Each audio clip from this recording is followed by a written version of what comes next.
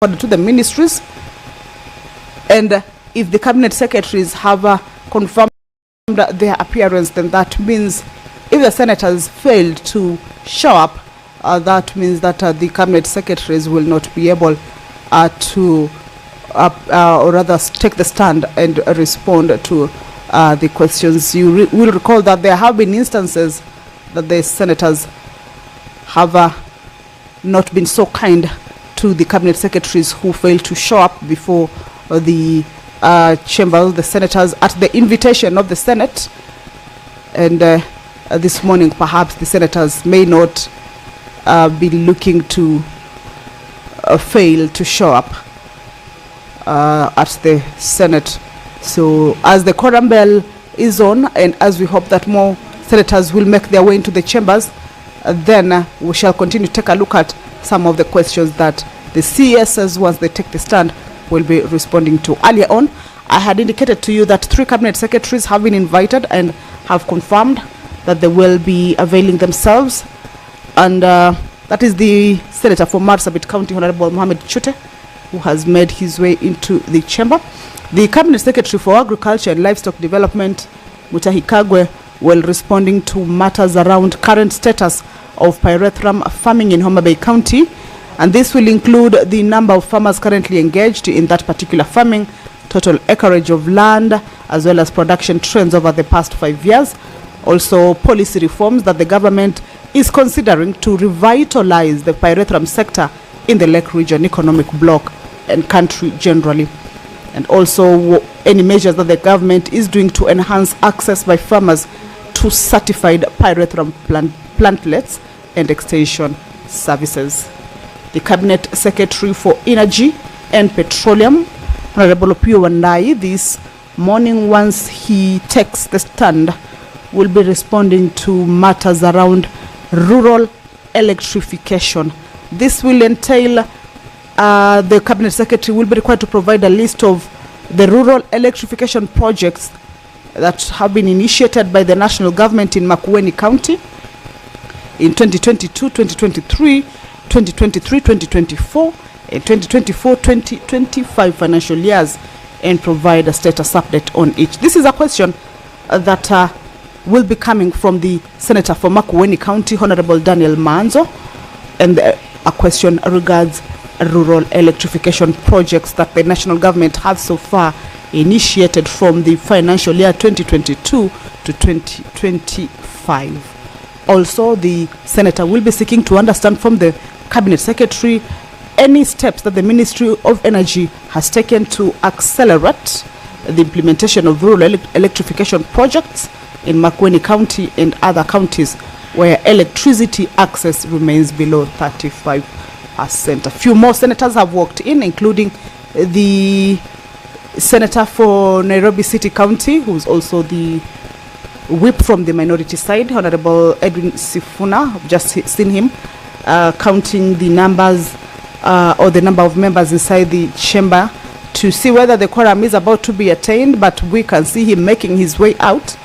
This means that he is going to see if there are any members within the precincts to be able to whip them into the chamber to be able to join their colleagues who are already inside, and also enable the House attain that much needed quorum, or raise that much needed quorum for the business of the day to be able to take place. The Senate is about to commence its sitting, but there is a quorum hitch.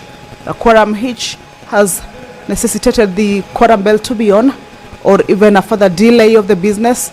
Remember, the sitting of the Senate starts at 9:30. It is now 12 minutes past the time that has been allocated for the sitting to take place. Kitui Senator Honorable Enoch Kwambua also making his way into the chamber. We have just seen the Senator for Makueni County, Honorable Daniel Manzo, who this morning has a question for the Cabinet Secretary for Energy and Petroleum, also making his way into the chamber regarding the question that will be coming from the Senator for Makueni County on the rural electrification projects, specifically in Makueni County. The Senator will also want to understand any initiatives that the government is implementing to promote the adoption of solar power and other off-grid renewable energy solutions among residents of Makueni County and other arid and semi-arid areas. Just to remind you, is that these are the primary questions that the senators ask to the cabinet secretaries. However, there is a provision that the colleagues also have an opportunity to ask supplementary questions. However, these supplementary questions should be aligned to the primary questions. So regarding this issue on the rural electrification, much as the senator has posed this particular question or has just narrowed to Makueni County, there are other supplementary questions that the other senators, once they have an opportunity for supplementary questions, could also request for responses or an understanding on any concerns from other counties regarding the same issue, that is rural electrification. If you are just joining us, is that the House about to commence its sitting. There is a quorum hitch. The speaker is all right. Let's listen in. Sergeant at Arms, kindly ring the quorum bell for further 10 minutes.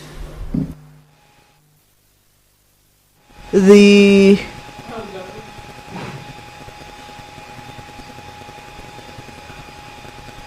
first round of the quorum bell has lapsed.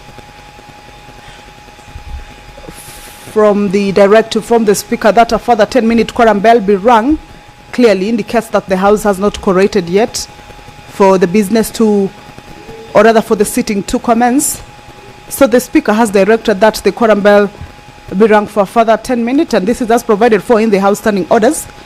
But just to remind you is that once the second round of quorum bell lapses and there is a failure at or rather of the House raising the quorum, then the House will stand adjourned until the next sitting.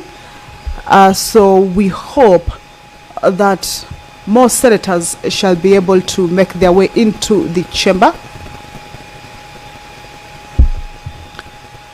At this point, that is where the whips are required to whip the members, but that means only if the members are within the precincts of Parliament. We have just seen that the minority whip has walked into the chamber, but he was not accompanied by any other more members apart from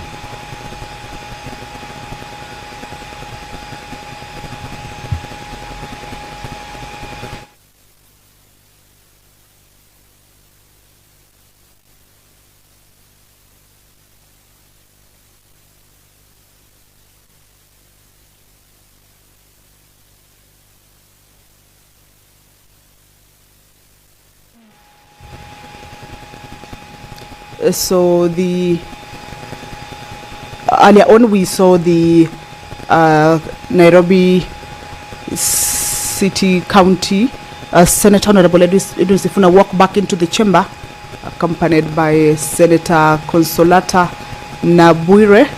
That would mean that more members are yet to get to the Parliament precincts, and we hope and believe that the members will be able to raise that quorum so that the cabinet secretaries who are already within the precincts of Parliament shall be able to be ushered in and respond to the concerns that the members had forwarded to the ministries and required responses. The Cabinet Secretary for Energy and Petroleum also will be responding to a question from the Senator for Tharaka Nithi County, Honorable Mwenda Gataya. This question will be around the frequent power outages affecting Tharaka University in Tharaka Nithi County and its environs.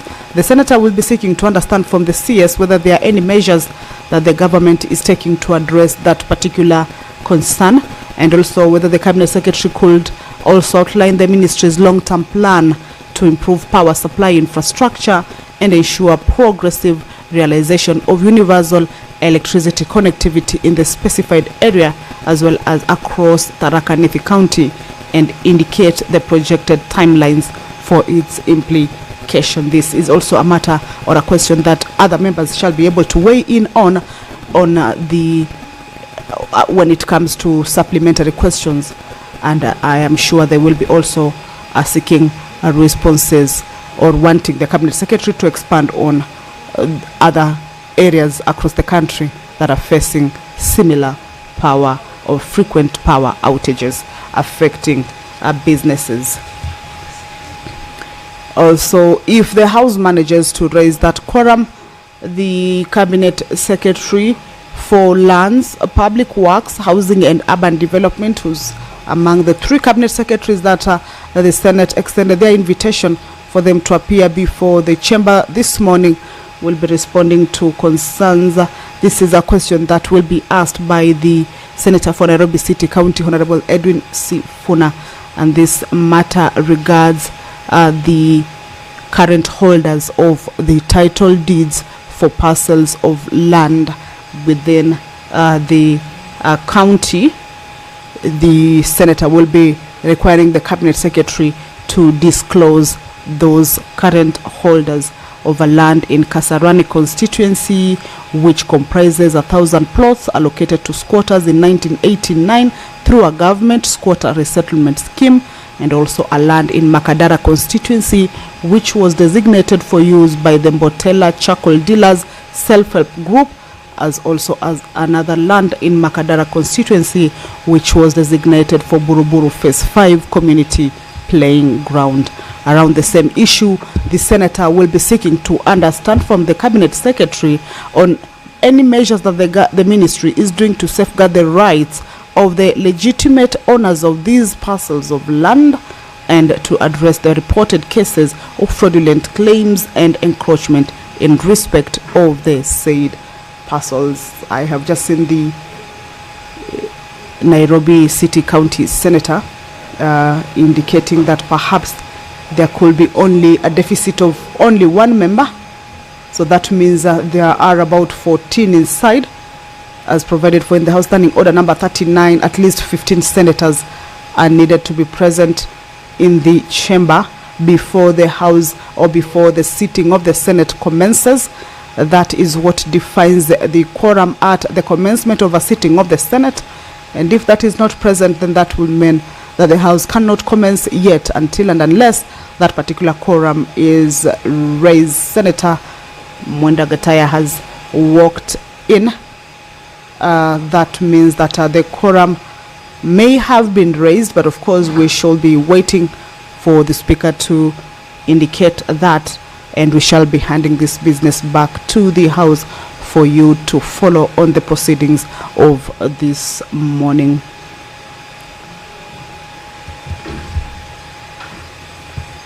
The Senator for the County of Embu, Honorable Alexander Mundigi, also has a question for the Cabinet Secretary for Lands, Public Works, Housing and Urban Development.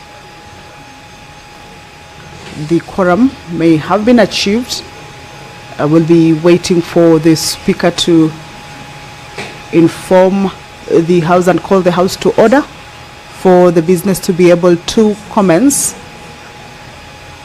And once that is done, then the Cabinet Secretaries who are already within the precincts of Parliament shall be ushered into the chamber for them to be able to respond to the questions that the senators had earlier on forwarded to the ministries.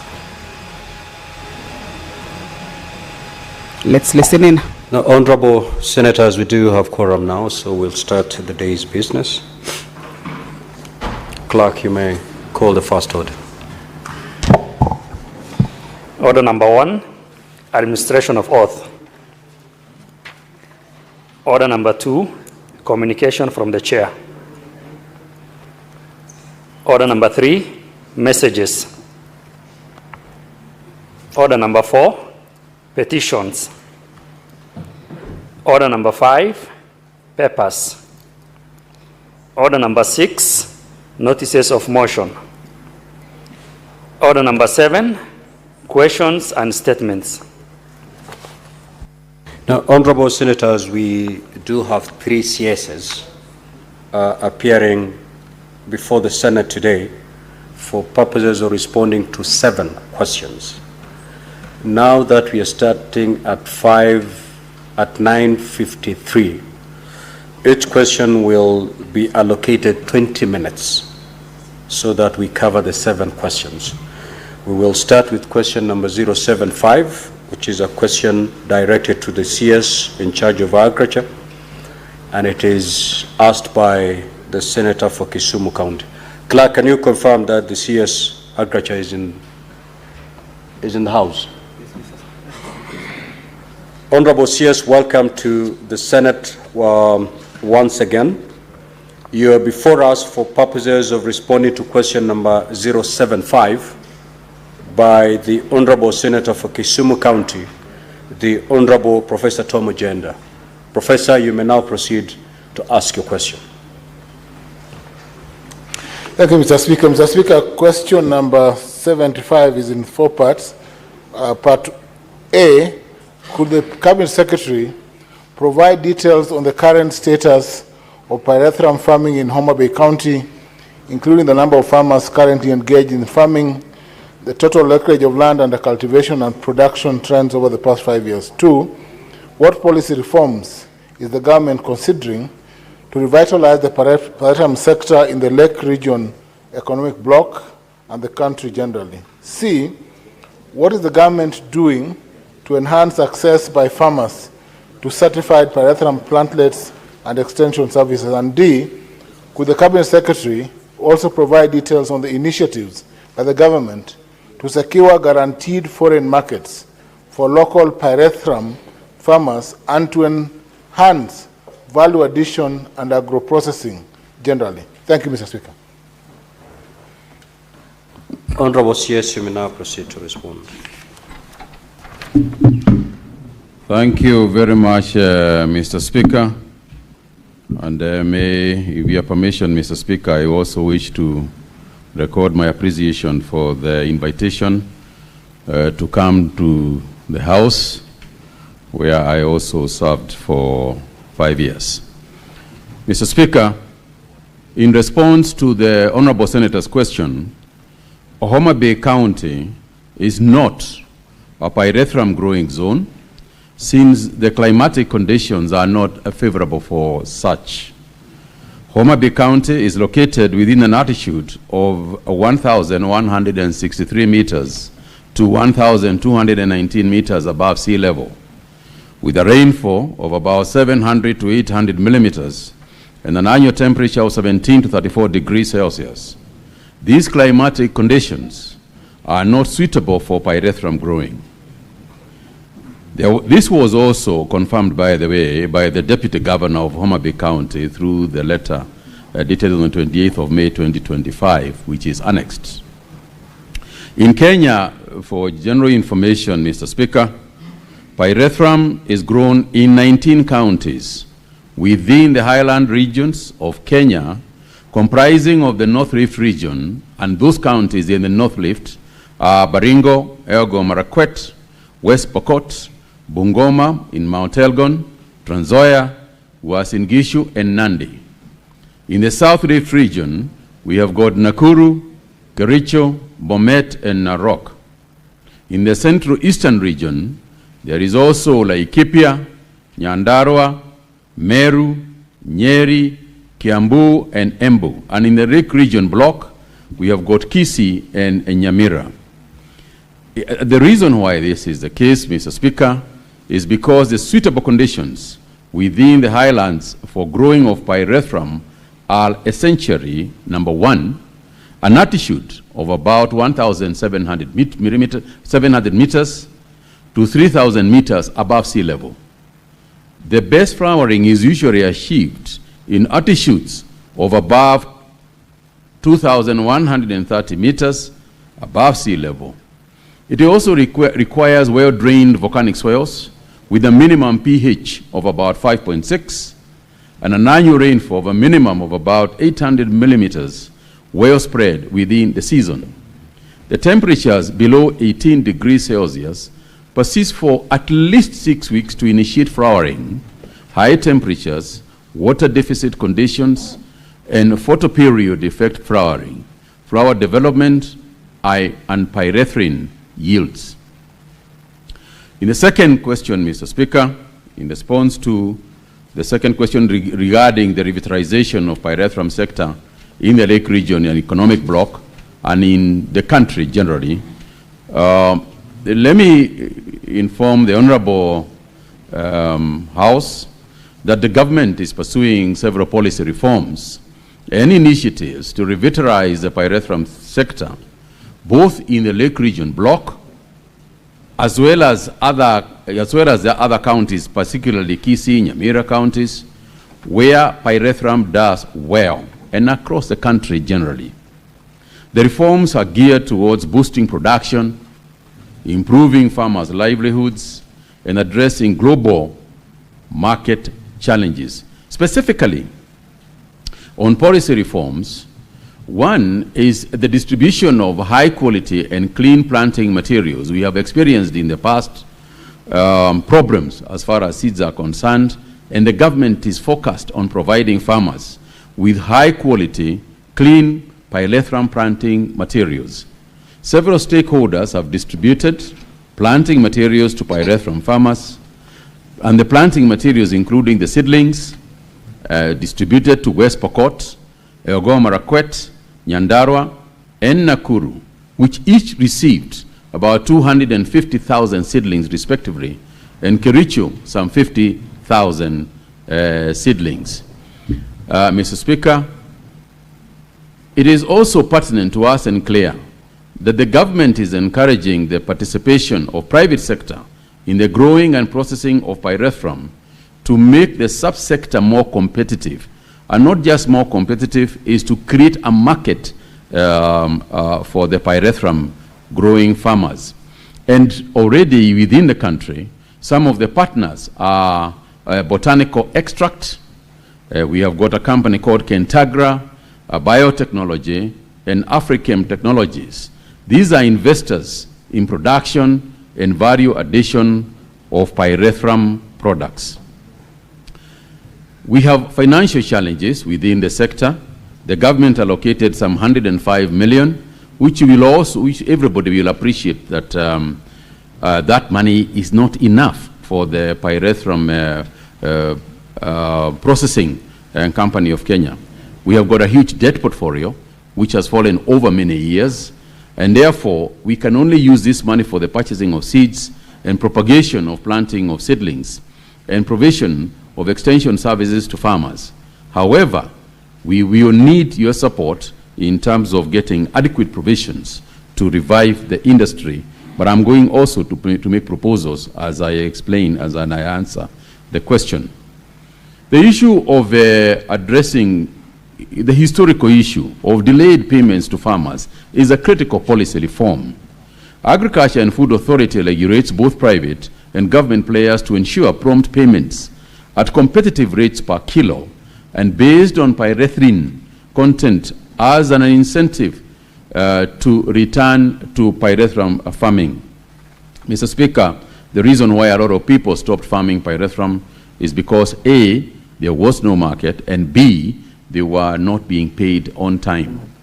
The ministry, through the Pyrethrum Processing Company of Kenya Limited, pays the pyrethrum growers their produce on the basis of pyrethrin content. In an ideal situation, the practice is to advance growers an amount of money per every kilogram of dry flowers delivered to the factory, and the balance to be paid after the content analysis. But to be honest, this is not happening due to cash flow constraints that the company has. The advance is to cushion growers and enable them to manage the agronomic practices to enhance production per unit area. And just, Mr. Speaker, with the document that we have given a pricing, the pyrethrum producer price schedule, which is attached to my answer there. I don't know whether you want me to go through the whole... No, it's not necessary. The whole thing. But let me just highlight one thing, Mr. Speaker, to say that the highest rates that we have paid at the moment is actually in West Pokot at 525 shillings per kilo. And the reason why West Pokot is earning very high rates is because the pyrethrin content within the pyrethrum grown in West Pokot is actually the highest in the country at the moment. Mr. Speaker, we are also looking at liberalizing the pyrethrum sector by encouraging the private investors to join the value chain. You know, the aim here is that eliminating the monopoly previously held by the defunct Pyrethrum Board of Kenya and foster competition, which is expected to lead to better prices for farmers and stimulate growth. We also aim at reducing, competition, unnecessary competition from imported pyrethrums. You will recall, Mr. Speaker, that following demands from both this House and the National Assembly, we banned some 77 pesticide products and restricted over 200 others imported into the country. And this creates an opportunity for the pyrethrum industry to start replacing the pesticides that we have banned from outside the country with suitable organic pesticides, because pesticides are still necessary. But we can produce them organically using pyrethrum. So the pyrethrum-based pesticides will provide a good market for our pyrethrum farmers. Mr. Speaker, it is also important for us as a government, and we are encouraging the adoption of modern technologies like solar dryers for post-harvest management to reduce losses.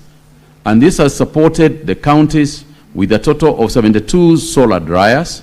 64 were supplied by AFA in Nyandarua, Nakuru, Bomet, West Pokot counties, and 8 were also supplied by the pyrethrum processing company in Nyandarua County for demonstration purposes and adoption by farmers.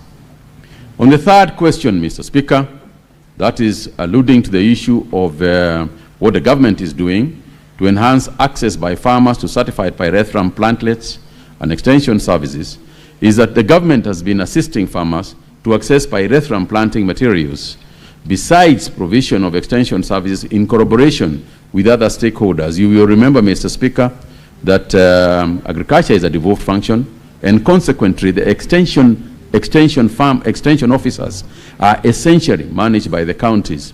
And we have got specialized extension officers who work with county extension officers so that they can advise the farmers.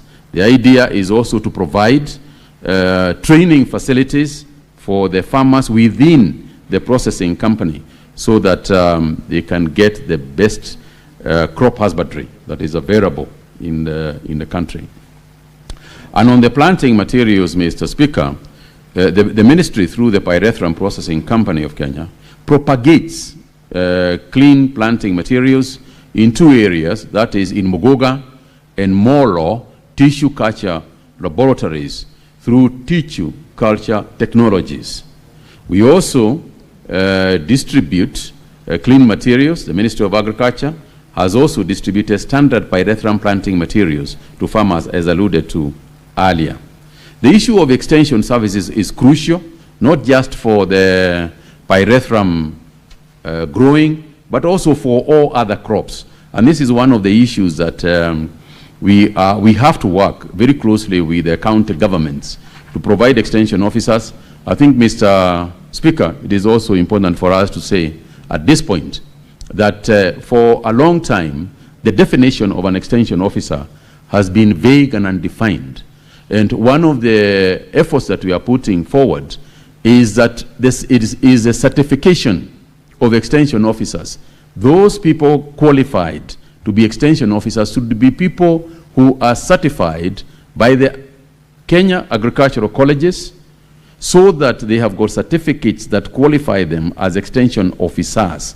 By so doing, we will make sure that there is a standard in the country for extension officers, including the ones for pyrethrum.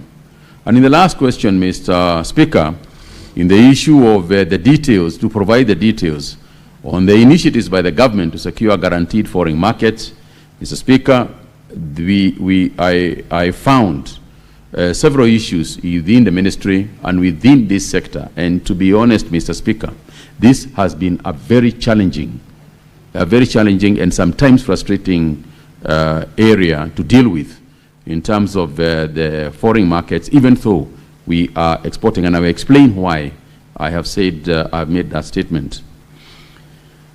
The draft crop pyrethrum regulations 2024 under development will provide a framework for the pyrethrum sector, including the requirements for nurseries, processors, and exporters. 2, Mr. Speaker, the pyrethrum products market is segmented, and let me explain this. The US market requires a generation of critical toxicology and efficacy data required by the US regulatory agency, i.e., the Environmental Protection Agency, EPA. The Pyrethrum Processing Company of Kenya is a member of the Pyrethrum Joint Venture, a consortium that includes major stakeholders in the global pyrethrum industry. The government has put in efforts to renew its registrations to EPA. Mr. Speaker, this is important for me. That is a very pregnant statement in terms of our effort to renew, because it elapsed. The renewal, the registration lapsed in the US, and it takes quite some time and quite some money, that we will need in order for us to renew the EPA, registration within the EPA. And only after registration with the EPA, unfortunately for us, it is renewal, not new registration, because the new registration would almost take 2 years. So we are renewing that, and we are putting effort to do so. We have already got somebody, an agent, who is working on doing so. In the European Union, pyrethrum is regulated under the biocidal product regulation, and the registration is coordinated through the European Chemical Agency, what they call ECHA. Kenyan pyrethrum product has been trading in European markets through a network of distributors. Thirdly, the acquisition of international certification standards for quality products, where the pyrethrum processing company is aligning its processing standards to meet good manufacturing practice. That is known as the GMP. Secondly, ISO. Third, the good laboratory practices standards demanded by the global markets. In terms of enhancing value addition and agro-processing, the government, through the same institution, has invested significantly in agro-processing to enhance value addition to pyrethrum products. You will recall, Mr. Speaker, that we have got a new plant in Nakuru, which unfortunately has never been commissioned as a result of a lack of proper management and also lack of enough pyrethrum within the country. So these efforts have led to the registration and commercialization of 7 pyrethrum-based products targeting pests in animal health, public health, agriculture, commercial, and industrial sectors. Finally, Mr. Speaker, the government has introduced agro-processing zones where pyrethrum processors can access affordable industrial spaces to process pyrethrum-based products. I submit, Mr. Speaker. Senator for Kisumu County, do you have any supplementary questions? Thank you, Mr. Speaker. Just one question. The Honorable CS for Agriculture, at page 4, you have indicated the allocation to pyrethrum of Kenya shillings 105 million in the financial year 2024-2025. Are there any earnings? Could the Minister clarify whether there are earnings from pyrethrum, if any? Senator Wambua.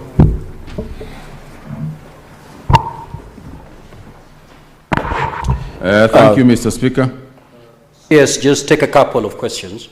Okay, then you okay, can respond to them at once. No, Mr. Speaker, I was shocked. I thought we have another Senator Wambua here.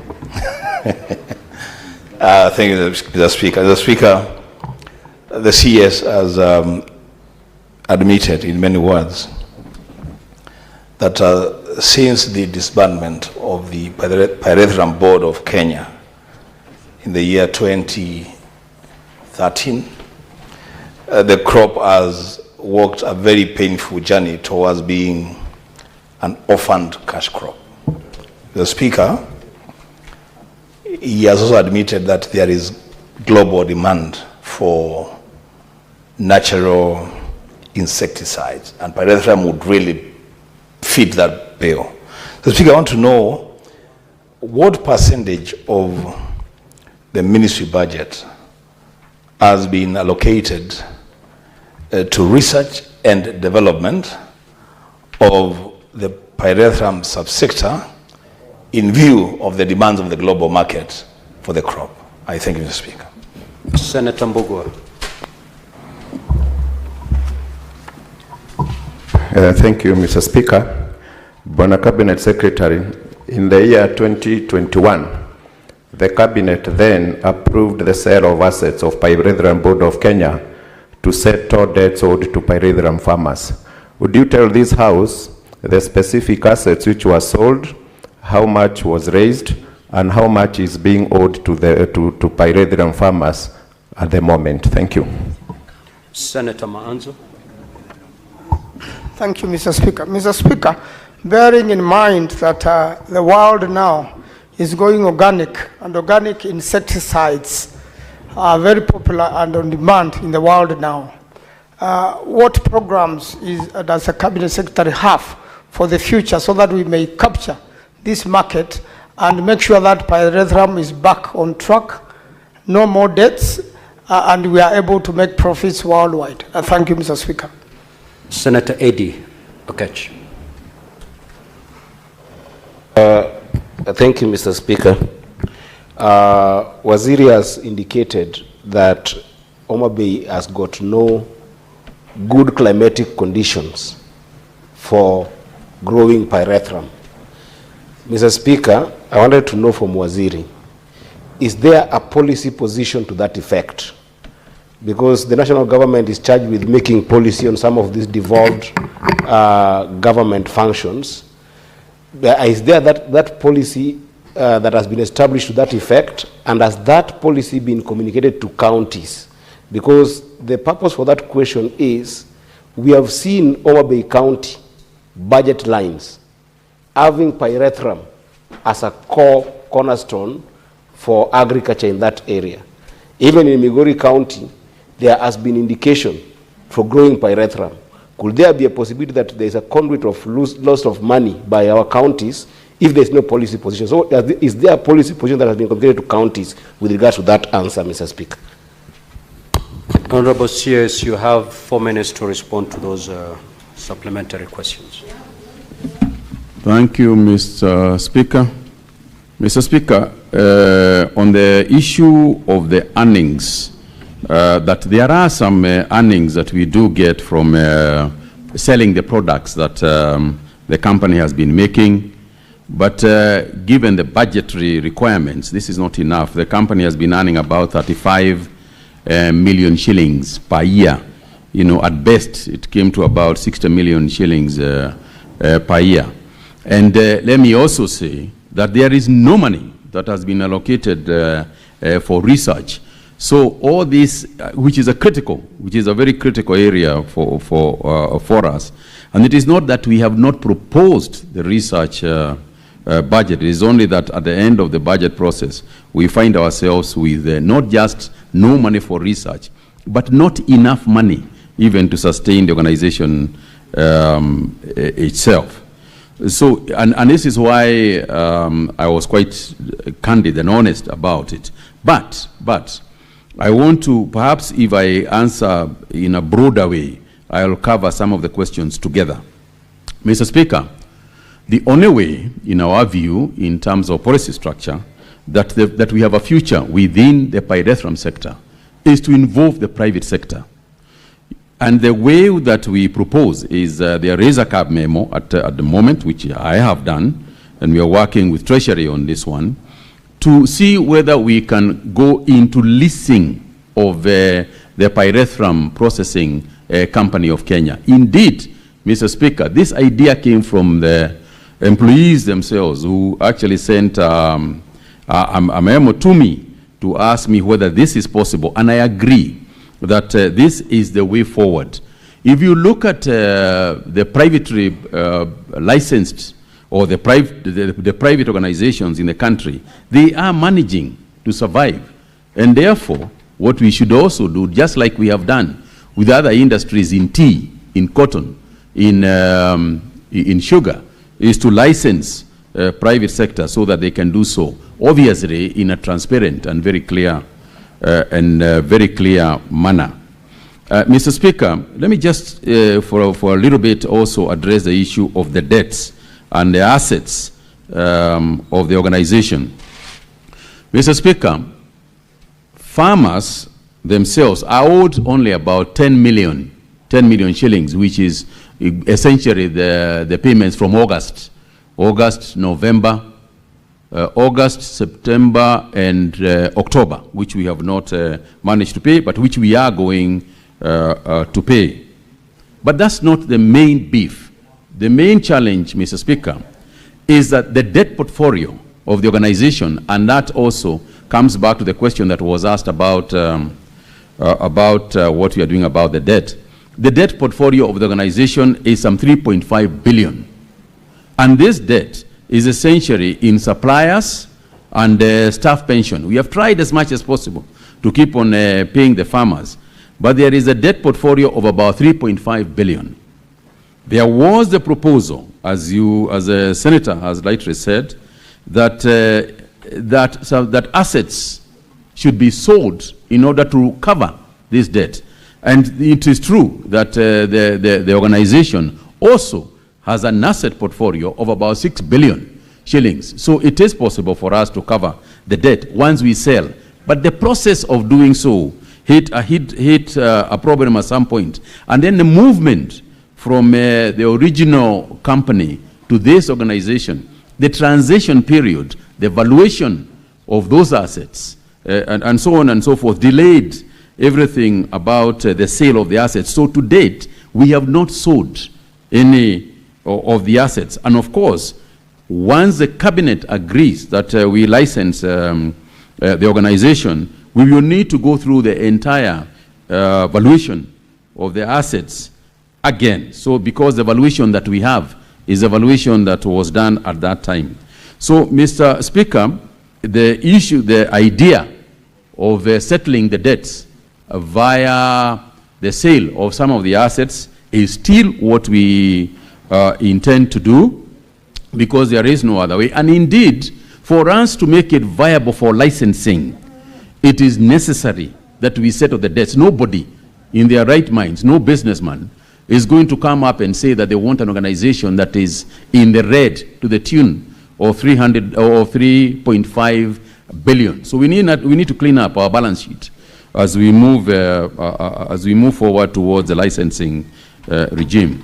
On Homa Bay, the guiding principle on in terms of where to plant what is essentially the weather and climate conditions that I said, that I alluded to when I said when I answered the first part of Senator Ojenda's question. This is what guides the policy framework. You cannot decide that you want pyrethrum to grow pyrethrum in an area where the climatic conditions do not do so. There are some spots. There are some spots within Homa Bay, some hilly spots that there is experimenting going on to see whether indeed it is possible to grow pyrethrum there. But largely, this is not going to be a big crop in the Homa Bay area simply because of the climatic conditions. There are other crops like palm oil that are very, very suitable, for Homa Bay. And indeed, we are in engagements with the county government regarding how we can support the production of palm oil, which perhaps will be the premier crop in that county in the future. Mr. Speaker, I think I have addressed all the questions that were asked. I submit. Thank you so much, Honorable CS. We will terminate our interaction with the CS at that juncture. We will therefore allow the CS to leave at his own pleasure. We will now move to question number 105. Clerk, you may usher in the CS in charge of energy.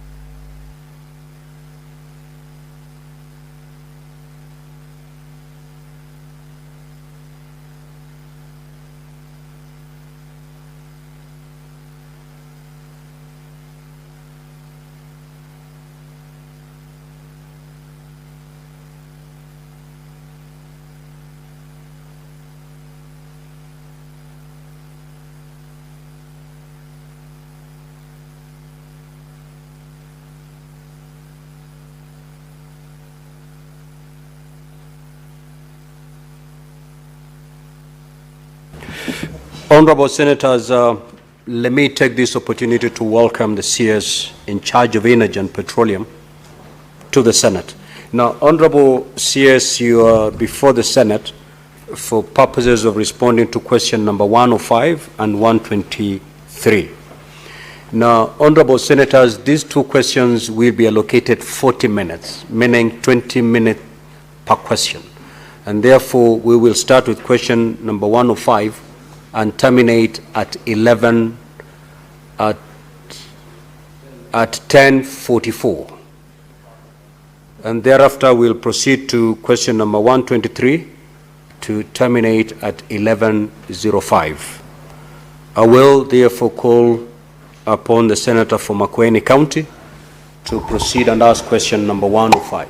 Thank you, Mr. Speaker. Mr. Speaker, could the Cabinet Secretary provide a list of the rural electrification projects initiated by the national government in Makueni County in the years 2022, 2023, 2023, 2024, and 2024-2025 financial years, and provide a status update on each?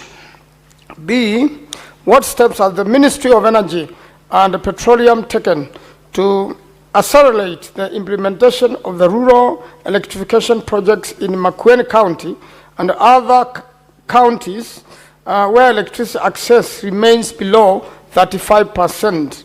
C, what initiatives in the government implementing to promote the adoption of solar power and other off-grid renewable energy solutions among residents of Makueni County and other arid and semi-arid areas? Finally, Mr. Speaker, D, could the Cabinet Secretary also outline the government's plan to harness solar and wind energy for electrification generation and integration into the national grid, particularly in Makueni County and other arid and semi-arid areas? I thank you, Mr. Speaker. Honorable CS, you may proceed to respond. Thank you very much, the Honorable Speaker. I wish to respond or to answer the question number 105 and to put it in context. Honorable Speaker, the national government under the guidance and leadership of His Excellency President William Ruto is implementing a robust and elaborate program to extend electricity to every corner of this country, without exception, as I will demonstrate shortly.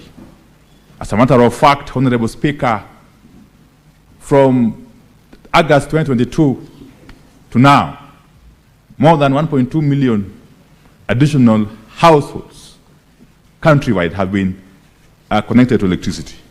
Makueni, of course, being part of that package. Honorable Speaker, during the financial years 2023, 2022-23, 23-24, and 24-25, the government has been able to allocate some Kenya shillings 2.03 billion for Makueni County under the last mile electricity projects, targeting some 18,320 households.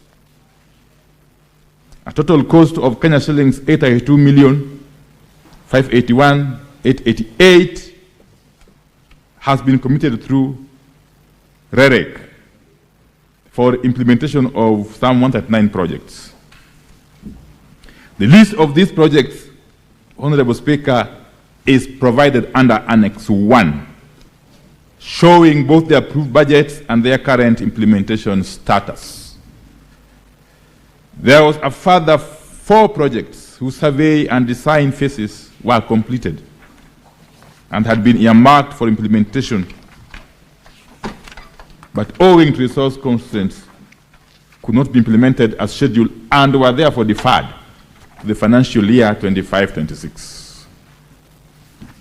Honorable Speaker, Annexes 2, 3, 4, and 5 provide the details of the projects that have been implemented and those that are planned in Makueni County, including their constituencies and design status. Part B, the government of Kenya, as I've said, through the Ministry of Energy and Petroleum, continues to implement various programs aimed at accelerating electricity access in counties where connectivity remains low, including Makueni County. To address funding constraints and expand rural electrification coverage, the government is pursuing additional financing from development partners to scale up ongoing initiatives under the last mile connectivity project and other complementary programs. In particular, the African Development Bank financed last mile connectivity project phase 3, which is currently under procurement, targets some 35 counties across the country, focusing on areas with low connection levels. Under this program, Honorable Speaker, Makueni County has been allocated approximately Kenya shillings 185 million, which will facilitate the construction of new low voltage distribution networks and transformer installations to connect hundreds of households. The ministry is also working closely with the Kenya Power and REREC to optimize available resources, rationalize existing infrastructure, and implement grid intensification and extension works to ensure equitable access across all counties. Honorable Speaker, the table that follows, of course, shows the summary of the last mile connectivity projects in Makueni County, with the amounts and the respective number of households. Part C, Honorable Speaker. The government of Kenya, through the Ministry of Energy and Petroleum, in collaboration with development partners such as the World Bank, is implementing several initiatives to promote the adoption of solar and other off-grid renewable energy solutions among residents in arid and semi-arid regions. One of the flagship programs under this effort, Honorable Speaker, is the Kenya Off-Grid Solar Access Project, famously referred to as COSAP, which seeks to expand access to modern energy services in areas that are not viable for grid extension in the short term at a cost of US $150 million. The project targets 14 undeserved counties, as I've said. And these counties are Garissa, Isiolo, Kilifi, Kwale, Lamu, Mandera, Marsabit, Samburu, Tana River, Turkana, Wajir, West Pokot, Narok, and Taita Taveta. The objective of COSAP is to provide renewable energy access to approximately 37,107 households and 343 public facilities, including schools, health centers, and administrative offices, through solar mini-grids, standalone solar systems, and clean cooking solutions. Although, Honorable Speaker, Makueni County is not among the 14 counties targeted under the initial COSAP phase, the government continues to explore the expansion of similar off-grid renewable energy interventions to other counties with low access levels. In parallel, REREC is also implementing standalone solar systems and mini-grid projects across non-grid areas, complementing national electrification efforts. These initiatives collectively contribute to the realization of universal electricity access by the year 2030, as outlined in the Kenya National Electrification Strategy. Part D, Honorable Speaker, the aim of the ministry is to diversify the country's energy mix to ensure that we meet the rising demand for electricity. The current energy mix, Honorable Speaker, is as contained in the table that follows. I note, Honorable Speaker, that there are future possibilities based on the available information to tap into available renewable energy resources, in particular solar and wind, which I note is available in Makueni and various other areas in the country, and the ministry is in the process of exploiting the same. Secondly, Honorable Speaker, the ministry is transitioning to renewable energy auctions that will encourage the private sector to invest more into solar and wind resources and sell their power at competitive prices.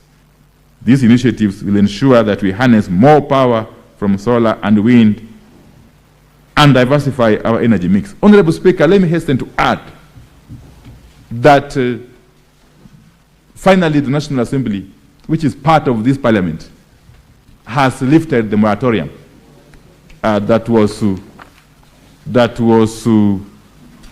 imposed by the same house some time back.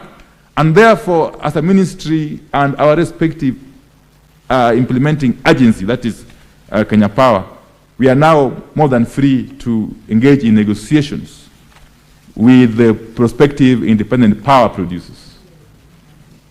This will go a long way in addressing the shortfall and indeed to attract more investments locally and foreign. Thank you, Honorable Speaker. Honorable Manzo, do you have any supplementary questions? Yes, Mr. Speaker. I want to thank the Cabinet Secretary for the effort he has made, and he has clearly indicated that Makueni County doesn't have a budget on part of the solar powering. Recently, Mr. Speaker, the President, while in Qatar, talked about power rationing, and I believe this was with the advice of the Cabinet Secretary. Could he highlight, and when this power rationing happens, when will the people of Makueni be in a blackout so that we can plan ourselves much earlier, Mr. Speaker? Honorable CS, just wait for a couple of questions, then you can respond to them at once. The Senator for Nairobi City County, Senator Edwin Sifuna.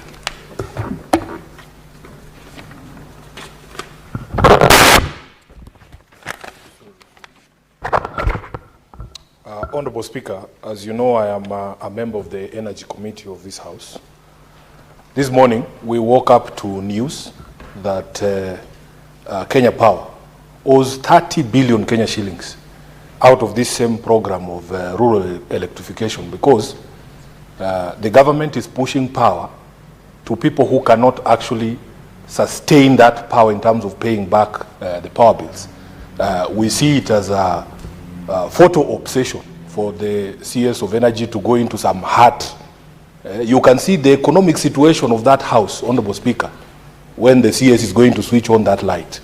Now, my question is this, and Speaker, in fact, the National Assembly, our sister committee in the National Assembly, is now recommending that in order for Kenya Power to pay back that 30 billion shillings, those of us, again, the working middle class in this country, who can afford to pay, the electricity cost be raised from July of 2026 in order to raise this 30 billion Kenya shillings to repay this debt. So the question to the Cabinet Secretary, and Honorable Speaker, we were in Kilifi County, where the Speaker comes from. The other complaint, and I'm sure you have interacted with this issue, Honorable Speaker, is that you find somebody has been connected to power, yes, but the power is so unreliable and so low voltage, it cannot power a portion mill for that hustler down there to be able to actually run the business. So the question to the Cabinet Secretary, as you push this power to these people, what plans have you as a government put in place to ensure that the people you are connecting that power to, after they get the infrastructure, are in an economic situation where they can actually pay their power bills? Thank you, Honorable Speaker. Senator Abbas Sheikh. Thank you, Honorable Speaker. First and foremost, I want to thank the Minister for coming and the good work they're doing. However, I know every part of this country, people are crying for power. Honorable Minister, I think I want to talk about my county.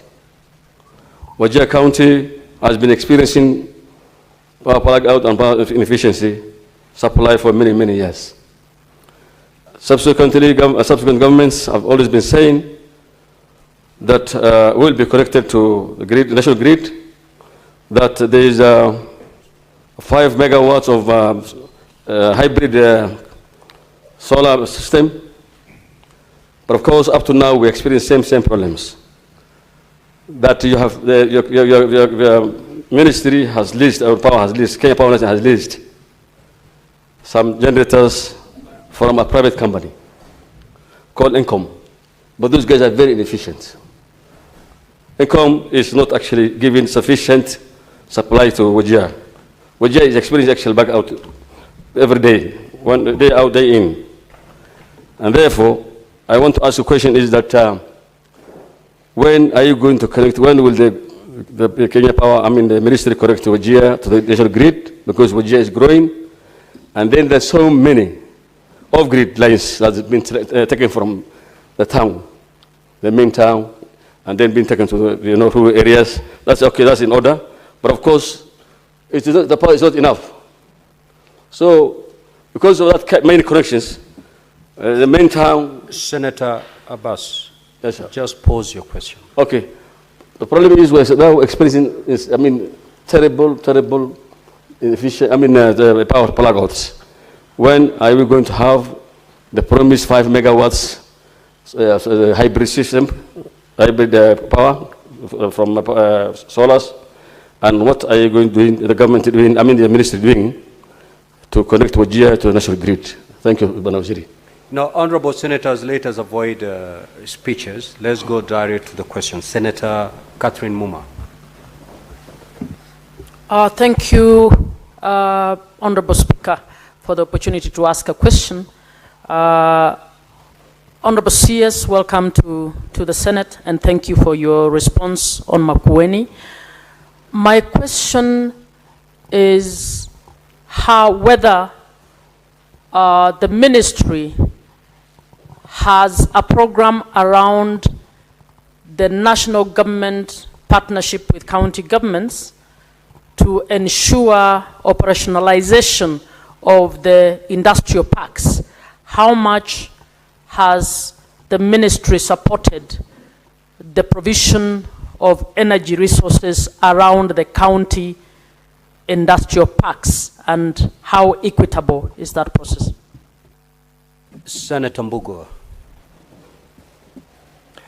Thank you, Mr. Speaker. Cabinet Secretary, in page 2 of your response, you talked about the last mile connectivity project phase 2. Could you tell this House how much that financing is, and also name the 32 counties which are supposed to benefit? Thank you. Senator Chiranke. Thank you, Mr. Speaker. Mine is in Nandi, we normally have regular blackouts that is affecting our business as farmers, especially preservation of milk among other produce and products, what strategy does the ministry have to ensure, as they do last mile electricity to rural homes, have in place to prevent regular blackouts that is affecting the ease of doing business? And in addition, because it's one question, how much has been allocated to Nandi County to ensure in this financial year for rural electrification to many areas in Nandi County? I thank you, Mr. Speaker. Senator Consolata. Thank you, Mr. Speaker, sir, for the opportunity.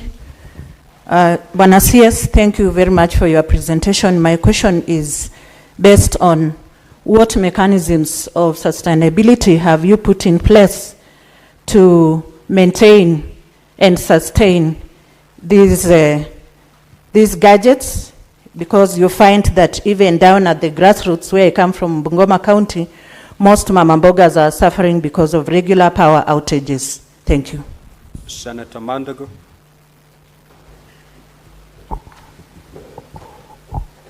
Thank you very much, Honorable Speaker. Honorable Speaker, I just want to ask the Cabinet Secretary, what is he doing to ensure that the cost of the projects they are procuring, particularly in Kentraco, are the actual market costs and not inflated costs?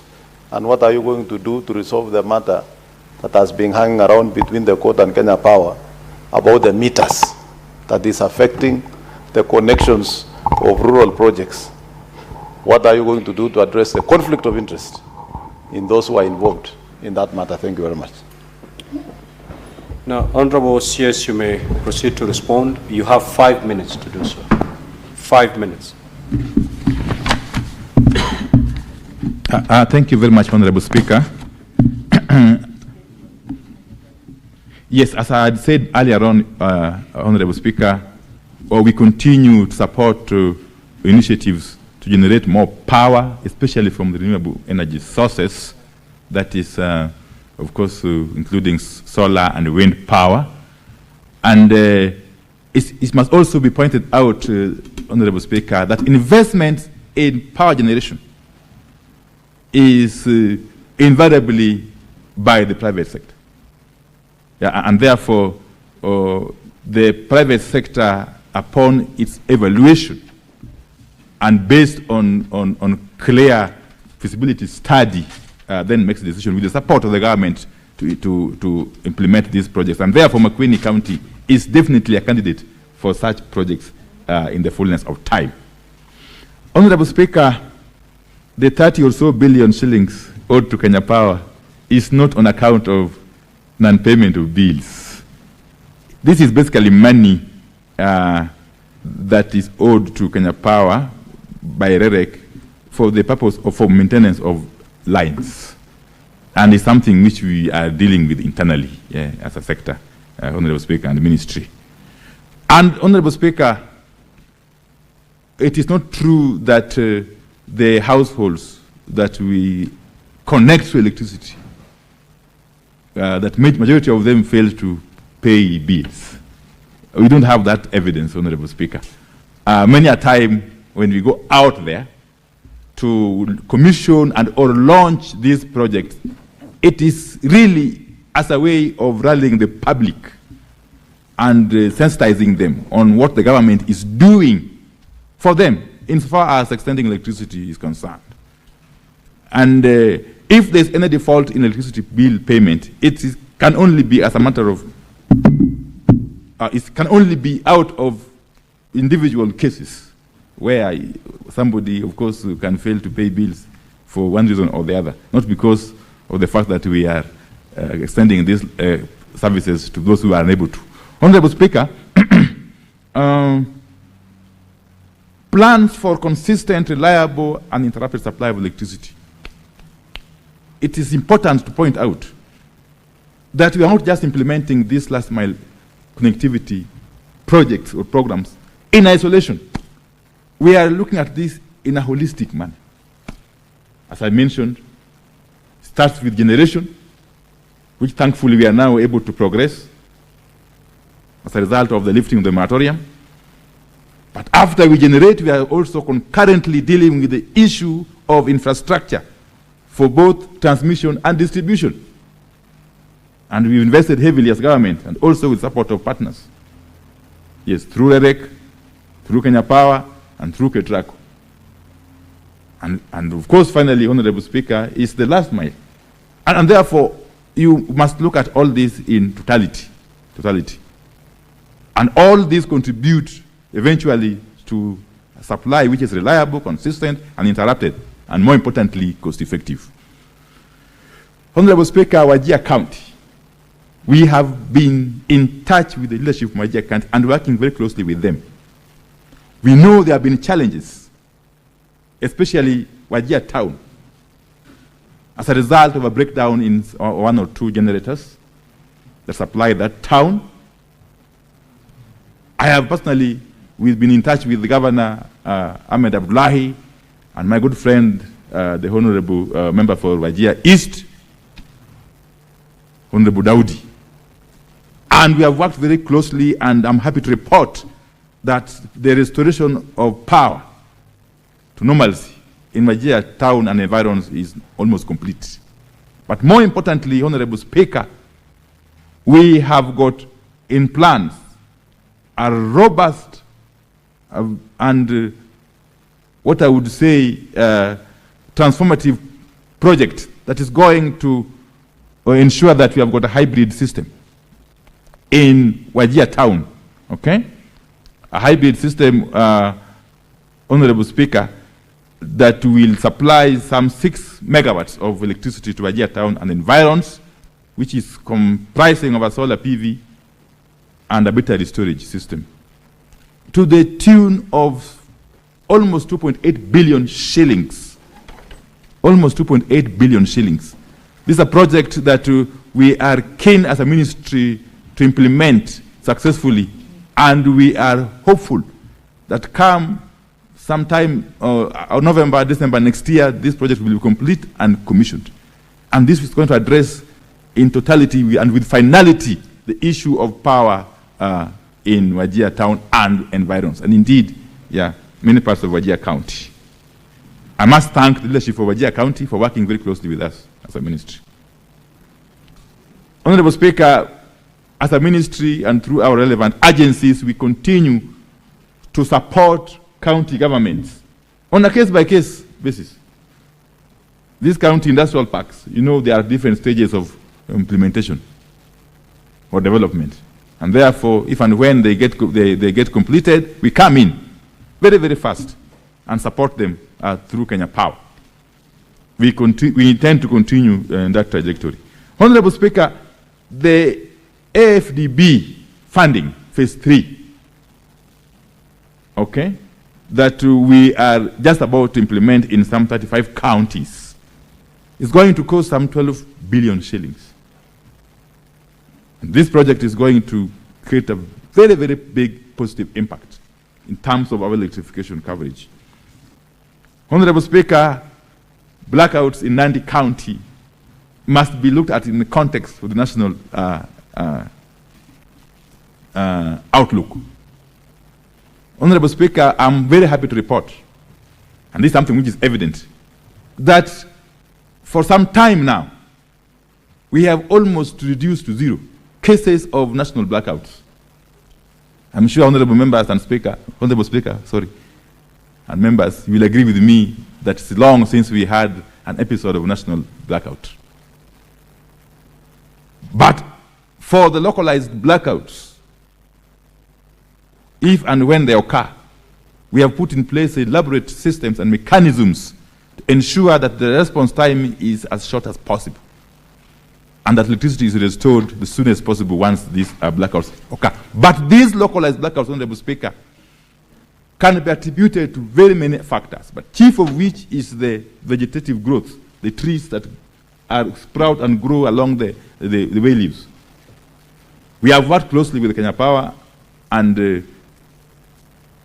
in the past few months, a lot of efforts have been put in terms of cutting down these trees, and this has reduced significantly the number of blackouts. And where the localized blackout is as a result of constraint in the supply, of course, I've said we are implementing a very comprehensive project to ensure that we have got adequate supply in the grid going forward. And this, of course, deals with the issue of Bungoma County and many other places. Honorable Speaker, the question by Honorable Senator Mandago, of course, it's not specific in terms of the cost of procurement by Traco, but I must report to the House, Honorable Speaker, that as a ministry and working closely with our entities, we want to ensure and strive to ensure that there is cost, this value, in every procurement project, Honorable Speaker. There is no problem so far on the matter of meters procurement by Kenya Power. Any small hitches that were there have been resolved, and Kenya Power is on course to have these meters in stores for use by Kenyans, Honorable Speaker. Thank you. Nandi County, of course, has been allocated. You've responded to Nandi County. That's been allocated 1.349 billion shillings, which is under implementation. And this is going to connect some 19,000 households, additional, Honorable Speaker, in Nandi County. Thank you. Thank you, Honorable CS. We will now move to question number 123 by Senator for Tharaka Nithi County, the Honorable Mwenda Gataya. Now, this question will take us to 11:14. Honorable Senator, you may proceed to ask your question. Thank you, Honorable Speaker. Thank you. Honorable Speaker, thank you for this opportunity. Honorable Speaker, I would request to know from the Honorable Waziri what specific measures is the government taking to address the frequent power outages affecting Tharaka University in Tharaka Nithi County and its environs. But to Honorable Speaker, could the Cabinet Secretary also outline the Ministry's long-term plan to improve power supply infrastructure and ensure progressive realization of universal electricity connectivity in the specified area, as well as across Tharaka Nithi County, and indicate the projected timeline for its implementation? Thank you. Honorable CS, you may now respond. Thank you very much, Honorable Speaker. I'll proceed to answer question 123. And I'm also, Speaker, from the outset happy to report that I have had a chance to visit Tharaka Nithi County. Specifically in July, I was in Tharaka constituency and did extensive tour to inspect the ongoing works in so far as electrification.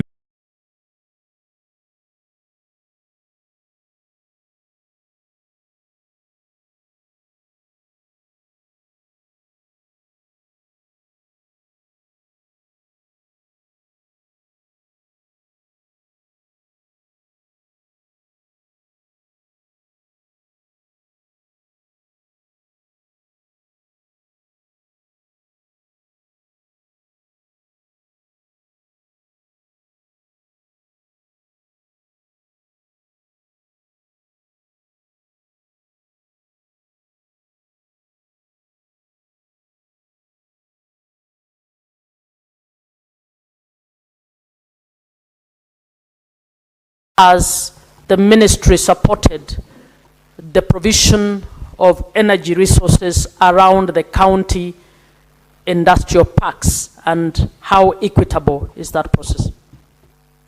Senator Mbugo. Thank you, Mr. Speaker. Cabinet Secretary, in page 2 of your response, you talked about the last mile connectivity project phase 2. Could you tell this House how much that financing is, and also name the 32 counties which are supposed to benefit? Thank you. Senator Chiranke.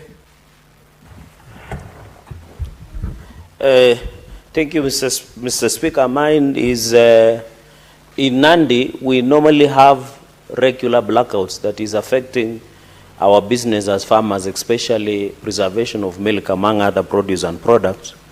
What strategy does the ministry have to ensure, as they do last mile electricity to rural homes, have in place to prevent regular blackouts that is affecting the ease of doing business? And in addition, because it's one question, how much has been allocated to Nandi County to ensure in this financial year for rural electrification to many areas in Nandi County? I thank you, Mr. Speaker. Senator Consolata. Thank you, Mr. Speaker, sir, for the opportunity. Bwana CS, thank you very much for your presentation. My question is based on what mechanisms of sustainability have you put in place to maintain and sustain these gadgets, because you find that even down at the grassroots where I come from, Bungoma County, most mama mbogas are suffering because of regular power outages. Thank you. Senator Mandago.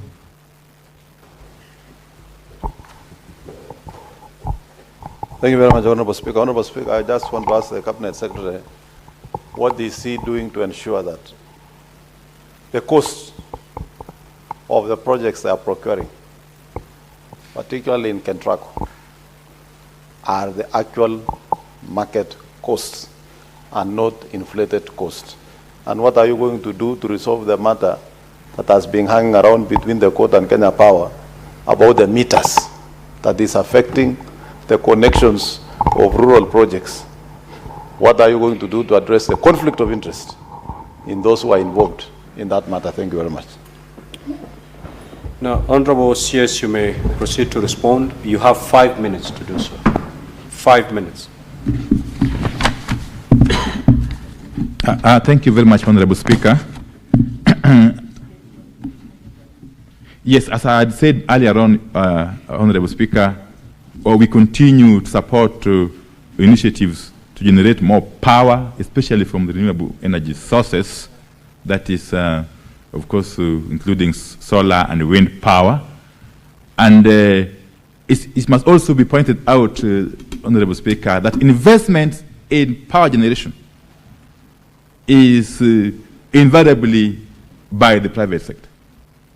Yeah, and therefore, the private sector, upon its evaluation and based on clear feasibility study, then makes a decision with the support of the government to implement these projects. And therefore, Makueni County is definitely a candidate for such projects in the fullness of time. Honorable Speaker, the 30 or so billion shillings owed to Kenya Power is not on account of non-payment of bills. This is basically money that is owed to Kenya Power by REREC for the purpose of for maintenance of lines. And it's something which we are dealing with internally as a sector, Honorable Speaker, and the ministry. And Honorable Speaker, it is not true that the households that we connect to electricity, that majority of them fail to pay bills. We don't have that evidence, Honorable Speaker. Many a time when we go out there to commission and or launch these projects, it is really as a way of rallying the public and sensitizing them on what the government is doing for them insofar as extending electricity is concerned. And if there's any default in electricity bill payment, can only be as a matter of, it can only be out of individual cases where somebody, of course, can fail to pay bills for one. To households situated in proximity to existing transformers. The table that follows depicts a summary of the allocations to the county. Honorable Speaker, thank you. Honorable Mwenda Gataya, any supplementary questions? Honorable Speaker, I think I'm comfortable with that comprehensive answer given by Honorable Waziri, but I've received a concern from a resident in the Raga constituency. That resident would want to know the current percentage of electricity connectivity, especially in the Raga constituency, and the timelines to achieving 100% connectivity by the year 2030. That's a concern from a resident in the Raga constituency in particular. But I'm comfortable with the comprehensive answer that the Wazir has just given. Thank you. Senator Manzo. Yes, sir. On the issue of power outage, could the Cabinet Secretary clarify how long averagely it takes to replace power outage, especially now where Moidibingu meets University Way? All those buildings and commercial enterprises have had a power outage since yesterday, and up to now, nothing has been replaced. So how long do you take to replace power outage, especially or blackout? Like an example of today and yesterday is where Moidibingu meets University Way. All those businesses have been without power since yesterday. Is there power rationing in the country currently? Thank you, Mr. Speaker. Senator Joe Newton. Thank you, Mr. Speaker. I will make reference to question number A by the Honorable Senator for the Rakanithi about power outages, Mr. Speaker. And although the Senator asked about power outages around Chuka University, but Mr. Speaker, this is a problem that we are having around the country. And the CS has actually gone to details and explained about connectivity and, assured of quality and reliable power supply. But my question to the Honorable CS is, exactly what is your ministry doing to see to it that we have stable power supply? And I ask this because no less a person than the President has actually admitted that there is power shedding, meaning that we do not produce enough power for our country. Have you ever considered nuclear energy so that we may have constant power supply in the country? Thank you, Mr. Speaker. Senator for Nairobi City County, the Honorable Edwin Sifuna. Mr. Speaker, immediately I heard the President speaking about this load shedding. I knew that the target was that moratorium that had been put on IPPs. It has not taken more than 3 weeks, and I've heard that the CS confirmed here that the moratorium has been lifted. This House, through the Energy Committee, conducted an inquiry into the cost of electricity. A report was produced, and it was actually adopted by this House, Honorable CS, Honorable Speaker. One of the things that we found is that there is a lot of opaqueness in the award of these power purchase agreements to these IPPs. There was a lot of shadiness in the ownership of the IPPs. The report of this House is there. So the question that I want to put to the CS, now that this moratorium has been lifted, what measures have been put in place to ensure that the problems uncovered by this House, including, Honorable Speaker, that opaqueness, the onerous terms, including payments to these IPPs denominated in dollar currency, lack of transparency, and even measures put in place to give priority, Honorable Speaker, to IPPs who've been waiting for these power purchase agreements, like the one solar plant in Nyeri that we saw. Somebody had been waiting 13 years for the power purchase agreement. What measures have been put in place to make sure there will be no corruption this time around, that there will be no onerous terms that have been put on those IPPs for Kenyans to enjoy low power costs? I thank you, Honorable Speaker. Senator for Meru County, Senator Kathuri Murungi. Thank you, Honorable Speaker, and I want also to take this opportunity to welcome my brother, CS for Energy in this House. Honorable Speaker, I served with him for 10 years in the National Assembly. So when I see him here, I'm very proud that we are really also progressing to other tasks in this country. And I hope also in the near future will also be in another level, maybe, since we are progressing positively, not negatively. So, Mr. Speaker, Meru County, Mr. Speaker, the connectivity in Meru is very low, especially in some constituencies. And I saw also the PS in one of the constituencies. Igembe North has 19.2% of households that are connected. Similarly, Tigania East, 19.4%, Tigania West, 24%, Igembe Central, 22.3%. I'm aware that there is a money set aside for Meru connectivity, electricity connectivity at 2.4 billion. But with these statistics, Honorable CS, I don't think we can do much in that county because the figures, as I've read, you can see we have a challenge. So what is the ministry doing to make sure that these constituencies with rural connectivity at least match up to 50% of the households to be connected by 2027? Maybe is there an elaborate plan that the ministry has at least to lift these constituencies with rural connectivity, at least to match those with the 50% and the 70%. Thank you, Honorable Speaker. Senator for Nandi County, the Honorable Samson Charanke. Mr. Speaker, on this part outage or power blackout, I've seen the CS has conveniently left out a very important issue. My concern is on the replacement, especially when there is a power blackout or outage in a region, especially in Nandi, we have a number of faulty transformers. So my question is, if there is no load shedding or power rationing, how long does it take to replace most of the faulty transformers? And I know it might not have been the CS then, but can you shed light? Because, Speaker, the reason we have power outage mostly is because when the transformers are faulty or they are damaged. So how long does it take to replace one transformer, Mr. Speaker? And is there ways to establish the needs or the support within that power line of transformer so that we can put this matter to rest? I thank you, Speaker. Senator Mandago.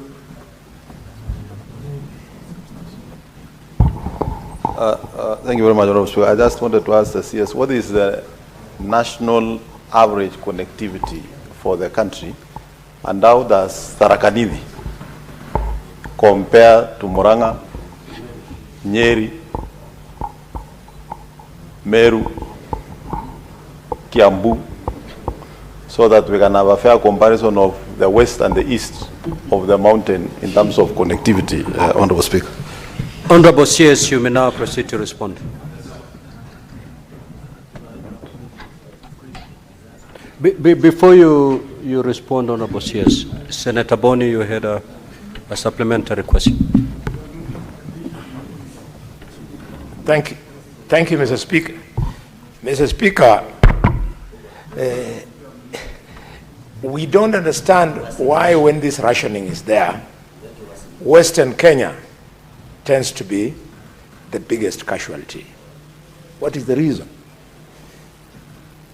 You are well placed to tell us, because fortunately for us, you also come from Western Kenya. And by that I mean Western Province, the former Nyanza Province, and parts of Rift Valley, Uasin Gishu, and Nandi. What is the reason? Honorable CS, you have 5 minutes to respond to those supplementary questions. You may proceed. Thank you very much, Honorable Speaker. Let me just answer these questions in the order they came, but some will be answered jointly. For instance, the matter of connectivity, Honorable Speaker. Honorable Speaker, as a country, we are committed to attaining universal electricity access by the year 2030, Honorable Speaker. That is a commitment that the government has made and is working progressively towards attaining. Honorable Speaker, as we speak, the national connectivity, average national connectivity is about 76%. The national access rate.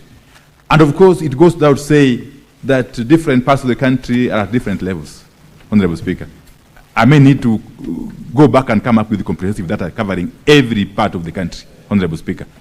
Suffice it to say, Honorable Speaker, that in Tharaka Nithi County, for instance, Mara and Chuka-Igamba-Ng'ombe constituencies are fairly ahead of Tharaka constituency. Yes, but I can share the specific figures with the House, Honorable Speaker, if you allow me, at an opportune moment. What is critical is that we are working progressively towards attaining universal access by the year 2030, Honorable Speaker. As a matter of fact, Kenya is also a party to the Africa Mission 300, which is a serious endeavor being spearheaded by the World Bank and Africa Development Bank to bring on board some additional 300 million people to access electricity. Okay?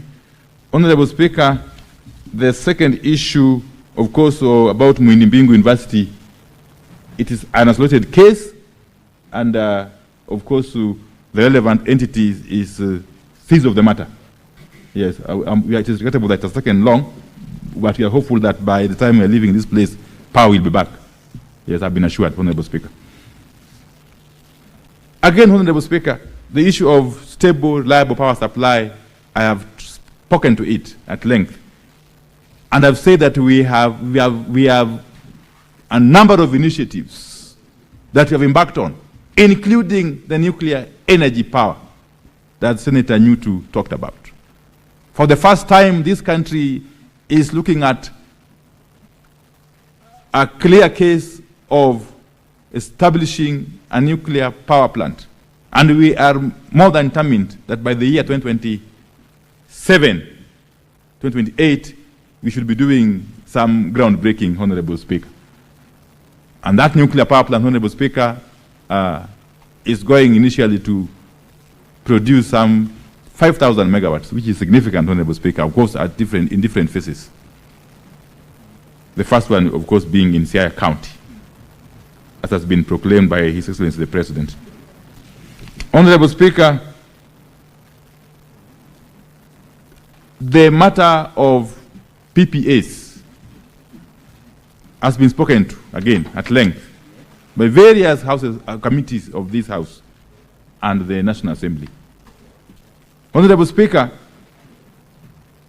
we are learning from past experiences and therefore making improvements the process of coming up with the PPAs. Honorable Speaker, if one takes time to read the report of the Committee on Energy of the National Assembly that has ultimately lifted the moratorium, Honorable Speaker, you will see a raft of recommendations in that committee report. Amongst which are one, for the first time now, these PPAs will only come into force upon approval by the Attorney General. Something that was never the case before. That enhances transparency, Honorable Speaker, to a very, very large extent. Again, for the first time, Honorable Speaker, from the recommendation of that committee's report, these PPAs will be pegged on both Kenya shillings and dollars for the first time. Previously, of course, they were basically and exclusively dollar denominated. Honorable Speaker, it's also important to point out that in developing these PPAs, we are guided by the Least Coast Power Development Plan, which is our blueprint. It's our guidebook in terms of determining how much power we need to generate when and where, Honorable Speaker. Meru County, of course, just like the other counties surrounding it, we are making progress in terms of driving accessibility to electricity, Honorable Speaker. And we have allocated some 2.3 billion shillings, Honorable Speaker, which we are currently implementing to connect some 27,500 or so households additionally to electricity. Again, the matter of fault transformers in Nandi County is not isolated. We are working closely through our Kenya Power entity to ensure that these replacements, when they are due, they are done. But more important, Honorable Speaker, we continue to have very robust engagement with political leaders, especially members of parliament. From time to time, since they are the people's representatives, we get to understand what is the feelings of the people on the ground. Through them, no week passes without us having an engagement with one group or the other of members of parliament and other leaders, including governors, and MCAs indeed, Honorable Speaker. The matter of Western Kenya, Honorable Speaker, again, we are alive to it, and we have put in place very, very deliberate measures to address the issue of power and liability in Western Kenya, just as we do for the rest of the country. A number of transmission lines are currently under implementation. And a number of improvements, including upgrading of substations. I can count very many of them, Honorable Speaker, if at that time. But I could share with you and the House more comprehensive information and data concerning these improvements, these projects that we are implementing to ensure that Western Kenya, just like any other part of the country, is serviced adequately and appropriately and consistently by Kenya Power and our other relevant agencies. Thank you very much, Honorable Speaker. Thank you, Honorable CS. No, Honorable Senators, we will terminate our interaction with the CS at that. Honorable CS, you may leave at your own pleasure. We will now move to question number 043 by the Senator for Nairobi City County, which is directed to the CS in charge of lands. Clerk, can you usher in the CS in charge of lands, please?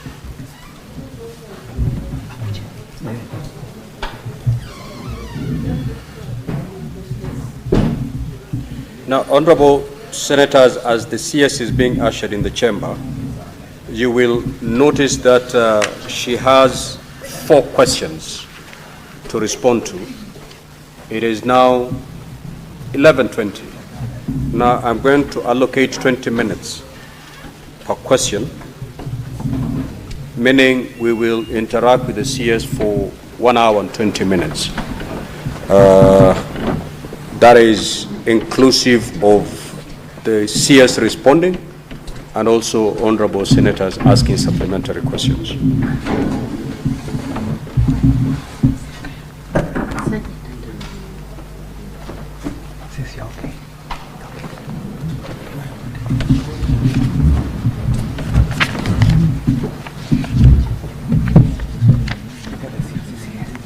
Now, Honorable CS, welcome once again to the Senate. Now, you're before the Senate for purposes of responding to 4 questions. Now, we have limited time to do that. I will therefore be asking you to paraphrase your responses now that we have already circulated your written responses to all honorable senators. Now, the first question that you'll be called upon to respond to is question number 043 by the Senator for Nairobi City County, the Honorable Edwin Sifuna. Honorable Sifuna, you may now proceed to ask your question. Thank you, Honorable Speaker. It is good to see the CS for lands. As you're aware, we have very many pending questions for her ministry. So this is question number 43. Could the Cabinet Secretary disclose the current holders of the title deeds for the parcels of land registered as number 1 LR number 18282 in Kasarani constituency, which comprises 1,000 plots allocated to squatters in 1989 through a government squatter resettlement scheme, LR number 209/4844/124 brackets 619/33 in Makadara constituency, which was designated for use by the Mbotela Charcoal Dealers Self-Help Group, and lastly LR number 78/811 in Makadara constituency, which was designated for the Buruburu Phase 5 Community Playground. B, what is the ministry doing to safeguard the rights of the legitimate owners of these parcels of land and to address reported cases of fraudulent claims and encroachment in respect of the said parcels? Thank you, Honorable Speaker. Very well. Honorable CS, you can answer that first question. Question number 043.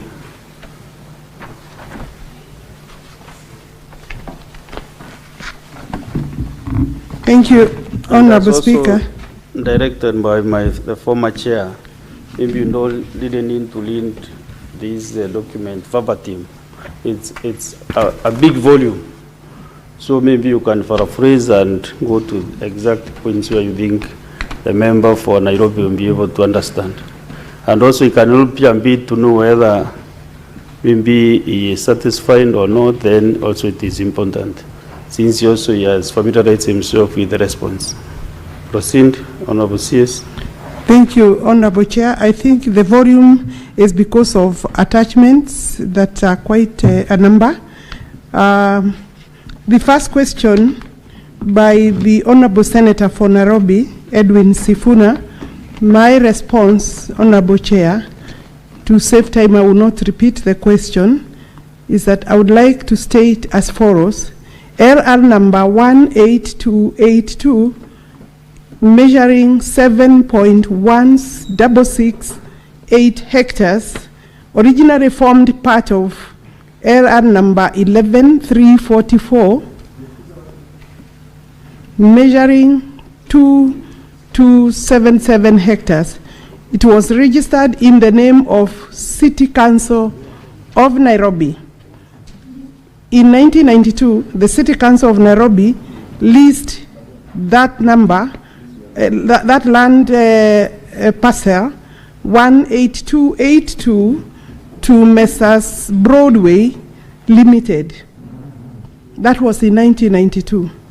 The land was leased for a term of 9 years, with effect from 1st of April 1992 at an annual rent of 88,000.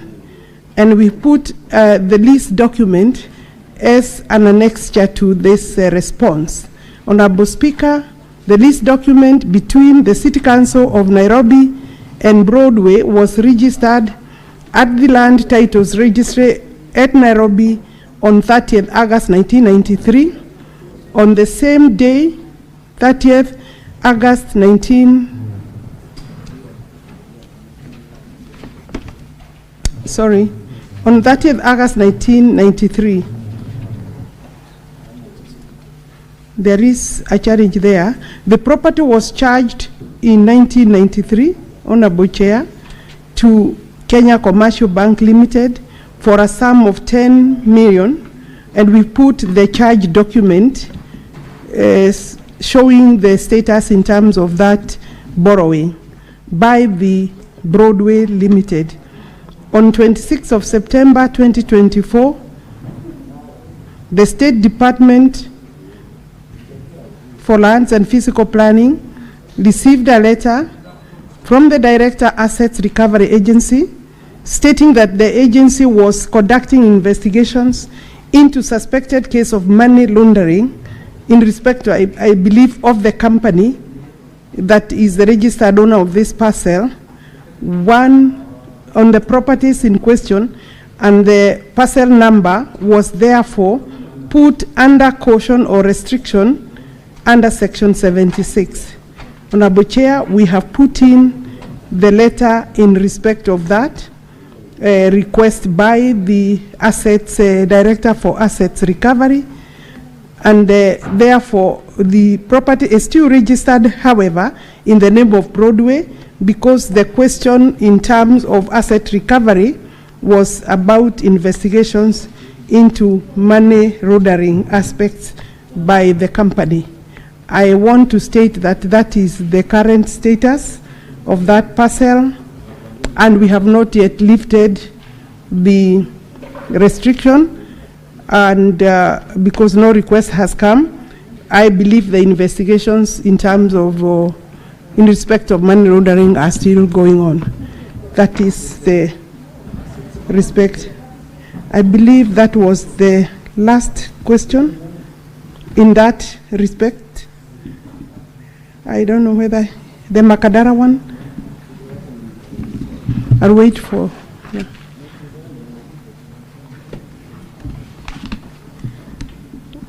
Honorable Speaker, I think there is number 212, which is land number 209/4844/124, Makandara constituency, which was designated for use by Botera Chaco dealers.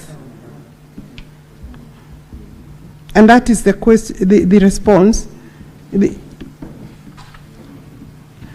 My response, Honorable Chair, to that question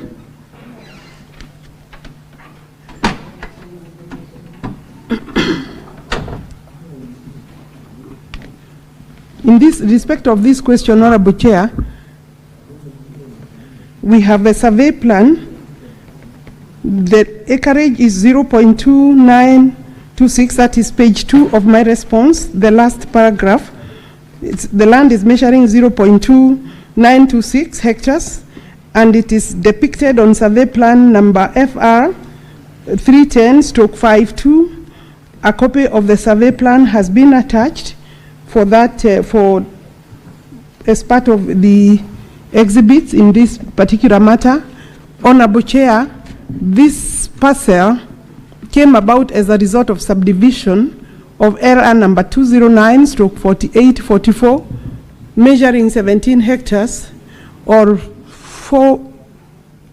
17 hectares or 40.9 acres, which land was registered in the name of the City Council of Nairobi. In other words, this is a subdivision of that parcel. The land was registered at the Land Titles Registry as number IR 15371, and we've attached a copy of that. City Council of Nairobi cost 209/4844 to be subdivided into 75 portions, which portions were then leased out or given out to various entities and people. Honorable Chair, that parcel now was leased by the specific one, /124, by City Council of Nairobi to Messrs. Kimemia Engineering Construction Company Limited for a term of 99 years with effect from 1st of February 1953. The transfer was registered at the Land Titles Registry, Nairobi, as IR number 822769, as evidenced by entry number 94, and we've attached that register. A copy of the lease document is attached. The land has since been converted into parcel number Nairobi block, because this is one of those under the Land Titles Act is for conversion under the Land Registration Act as Nairobi block 55/127 in compliance with the law. A copy of the land register and an internal search are marked number 7, annexure number 7.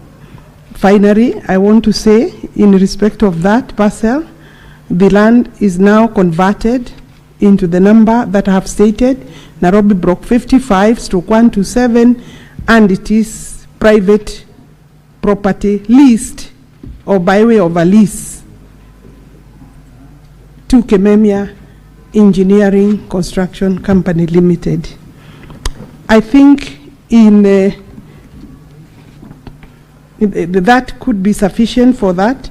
And then there is the further question, number 3 of question 1, error number 79/811, again in Makandara constituency, which was designated for the Buruburu Phase 5 community playing ground according to the question. The response, Honorable Speaker, is that I wish to say that Buruburu Phase 5 sits on Nairobi Block 79 and not LR number 79. Records held in the ministry reflect or show parcel number Nairobi Block 79/811 shows that the said parcel was planned and surveyed as an open ground during the planning and survey of the estate. The land parcel measures 0.0685 hectares per survey plan number FR 159/16. We've put an extra there, the survey plan, an extra 8. Honorable Speaker, my ministry records show that there is no allotment in respect of that parcel, and it therefore remains an open ground for the community or for public use.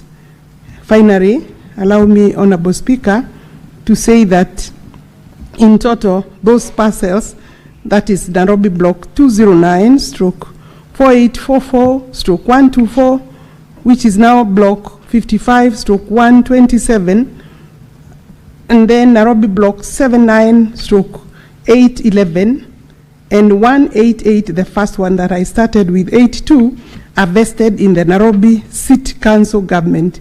The county government is responsible for planning, surveying, and allocation of the parcels of land registered in their favor. The role of the ministry is to register land rights upon determination by the county government. In other words, once we receive a lease allotment or allocation, then we proceed to register, but we don't determine who should be allocated. I believe, Honorable Speaker, I have responded to the first question with its three components. Thank you, Cabinet Secretary. Senator Sifuna, supplementary question. Speaker, my proposal is that the CS should move to part B of the question, then we take the supplementary answers, questions from there. There is a part B there of the same question. What is the ministry doing to safeguard the rights of the legitimate owners of these parcels of land and to address the reported cases of fraudulent claims and encroachment in respect of the said parcels?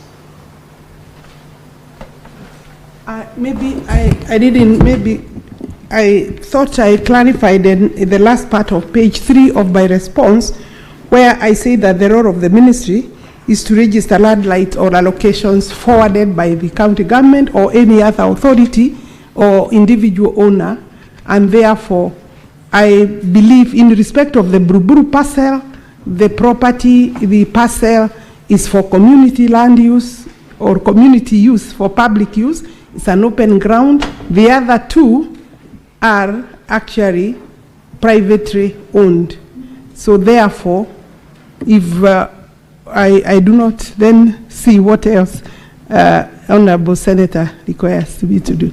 I thought the main concern is whether they are still held, how the holding, the property held, that I am able to demonstrate the registered owners. And then the last one is in the name of Nairobi City Council. Basically, it's an open ground, and obviously it can be subject of encroachment. It can be, but as of now, it remains, and our records show that it is an open land. These are the kind of properties that get grabbed, Honorable Speaker. Senator Sifuna. Yes, Waziri, that was exactly what my concern is. And I was going to request that there is what the ministry knows in the office, that this plot in Buruburu Phase 5 is an open ground, but then there is what is on the ground itself. I was going to request, Honorable Speaker, that the CS dispatches officers from her office to go and ascertain whether the position that she has reported here about the piece of land remaining an open land, a play area for the residents, is actually factual on the ground. Because we are looking at her ministry. When we see encroachment there, some of these people move around with pieces of paper purporting to be from the ministry. And I am sure you have anti-fraud measures that you've put in place as a ministry. So the residents are expecting that you come through for them as a ministry to curb what is actually happening on the ground. I thank you, Honorable Speaker. Senator Sifuna, the said ground in Buruburu, is it ground vested on Nairobi City Council, or it's still held by the ministry? Honorable Speaker, you can see from the response that it is open ground and it is vested in the City County of Nairobi. But that is the reason why we come to the ministry. This CS, we have interacted with her on many properties in Nairobi, including Tomboya Social Hall. And her ministry was very, very instrumental in ensuring that the people of Nairobi get back that property that is leased. Most of these problems, I admit, come from the county government of Nairobi. And we depend fully. Our only hope is actually in the Ministry of Lands, because the county is the originator of the problem. They are the ones who issue these allocations, and we depend on the ministry to set the record straight about the ownership of some of these parcels. I thank you. to set the record straight or to assist in making sure that it remains with the City Council of County. Yes, well, please proceed. Yes, thank you. I think... Point of clarification. Yeah, what's your point of clarification? I just wanted, Speaker, can we to allow her respond to the Honourable Senator in respect of his what question. Clarification are you seeking for? Because it's a question raised by Senator Sifuna. She needs to respond. From Senator Sifuna.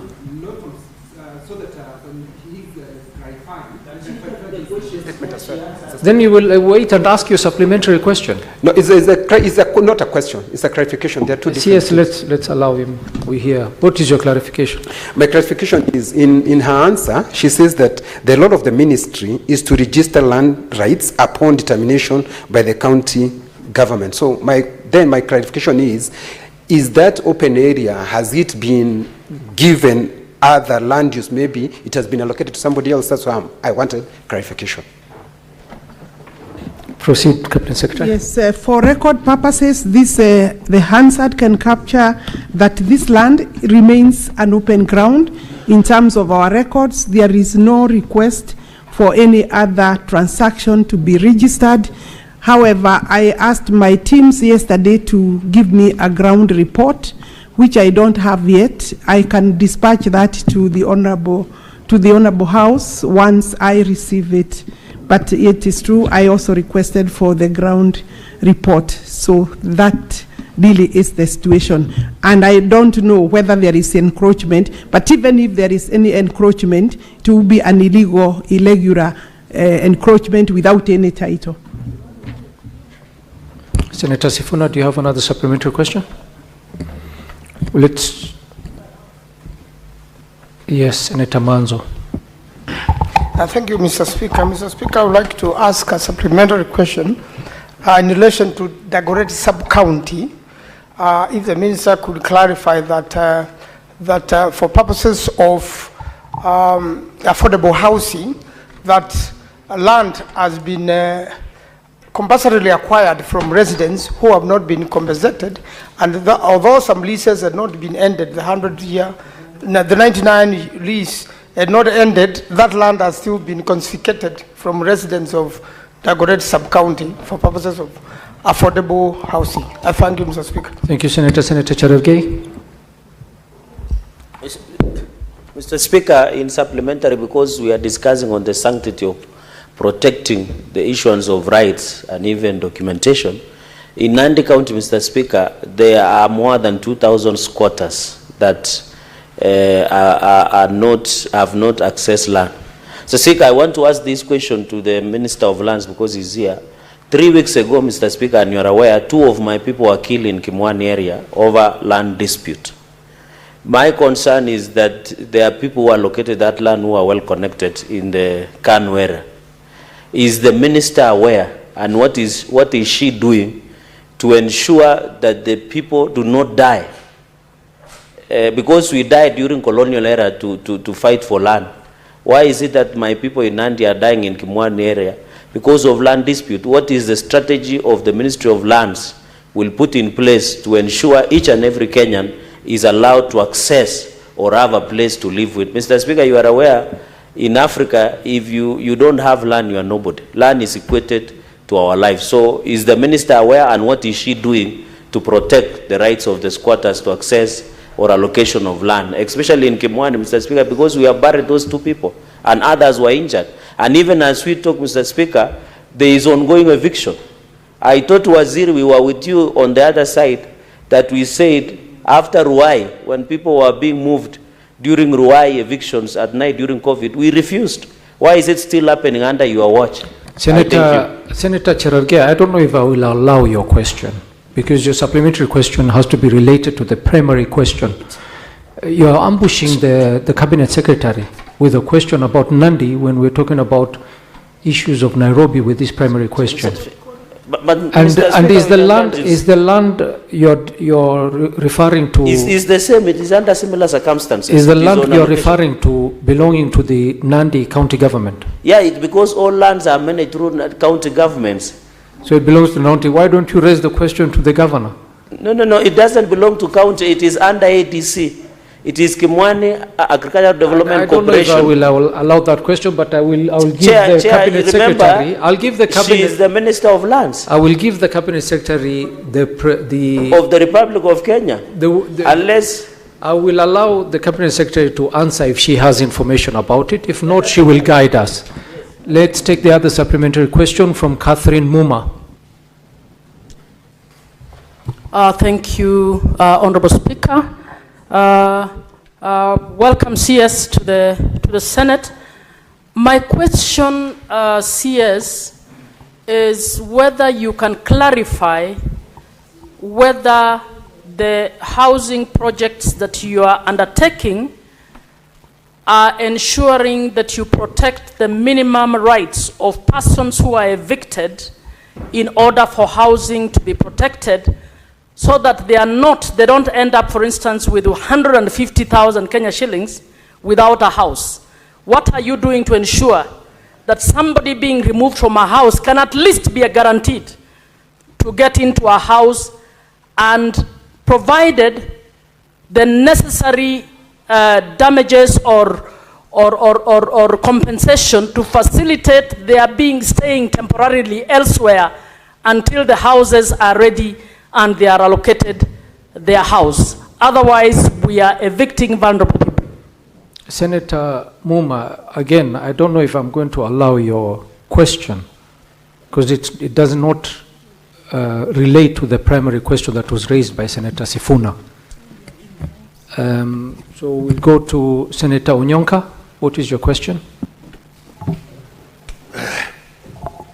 Mr. Speaker, I would like to basically bring up a supplementary question which will be related to this matter, which I believe that the minister is somebody, because I have known her before, and she's somebody who works meticulously, whether she's going to be able to solve the problem. And the problem, Mr. Speaker, is that so many people who had bought properties at Embakasi ranching scheme in Nairobi have been unable to achieve the ownership titles for these properties.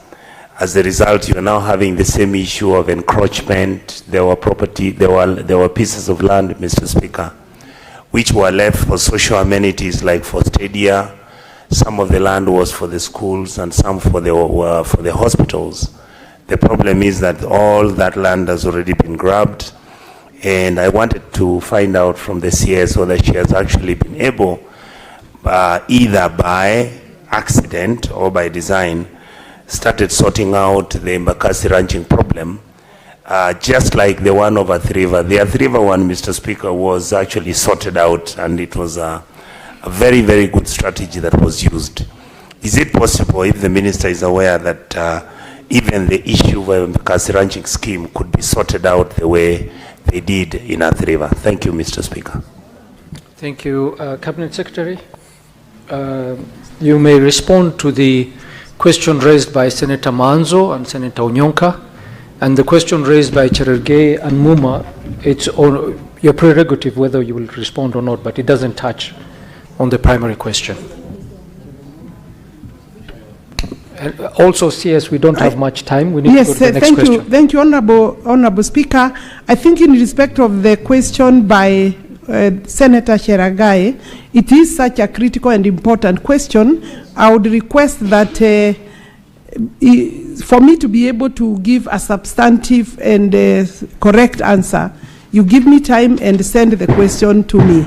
So I believe that, of course, we are concerned about any deaths, and I regret if there has been any death, but and therefore you need also to assist the families by ensuring that a report is also made to the police, because that now is a criminal aspect of it. While I deal with the RAD question, maybe that is necessary. But then, of course, quickly, in terms of settlement of people without land, yes, of course, we have a government program under the adjudication and settlement program in my ministry. And that, of course, goes together with the budgeting. When we have enough budget, we consider. I think these people are on ADC land from your own statement, and ADC land is government land, and therefore if there is any activity to remove them, obviously also we must not train Kenyans. Let me finish the statement. What I'm saying is that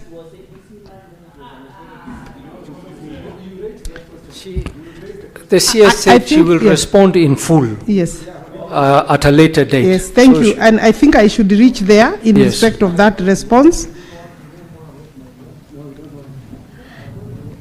I think the question of Catherine Muma, I'm dealing with the question on land, and I want to agree with the speaker that we can hold this question later. But in terms of our work on housing, we are not carrying out any evictions. We are not carrying out any evictions, Honorable Speaker. And therefore, I think there is a generalized attitude or maybe perception that the Ministry of Lands, Public Works and Housing is evicting. When we get a site for a project, there is a determination of the people who were living in those places. Most of the land is either the houses belong to the county government, so we work in conjunction with them. If then the house belongs to the national government, because the other land we are using is land belonging to national government, different entities of national government, then it means they are living as, either they are paying to the national government, and the request to move out to another place where they can rent would not then require or give the government responsibility to then pay them. But it is not an eviction, it is an arranged plan where they are given time to organize new residences. There is normally a small disturbance allowance depending on the case-to-case issue. And I think so far, our plan in terms of registering so that some people want to come back there, they are registered, enumeration is done, and they are given preference when the new project is complete. Thank you. I think there is no other question relating. I think in respect of Onyonka, Senator Onyonka, your question on Embakasi, this Embakasi launching, this is one of the biggest challenges my ministry has had, and I believe, of course, the shareholders of the Embakasi have been suffering and going through quite a difficult period. The biggest challenge is posed by the officials of Embakasi launching and other, because we have like two teams of officials who keep on fighting and throwing out each other, taking coups against each other. In that process, we have people who style themselves as officials and they keep on issuing illegal share certificates. But nevertheless, my ministry has a committee that is designated to deal with those issues day to day, working together in conjunction with the Embakasi launching itself. And so far, we have issued 25,000 titles. They have visited me as a company. We have issued 25,000. There is still more land that requires to be titled, and we are working with them. We have facilitated them as much as we can. But it is important that the public knows that there are some crooked people, cartels that sell land that does not exist, and that is not the ministry's headache. So our concern is how we can quickly finalize the titling. I hope that there is no question, Honorable Speaker, that I have left unanswered. I think Senator Maanzo, did I pick your question? It was issue of national housing. I thought we had agreed that I answered it when I'm answering the housing, but yes. Okay. Very well, CS. Well, Thank you because very there are questions on housing. Very well, CS. We'll proceed to the next question, which will be question 99. We're going to skip CS. We're going to skip question 95 because Senator Alexander Mundigi is not in the house and there's nobody he has designated to answer the question. So we go straight to question 99. Senator Sifuna.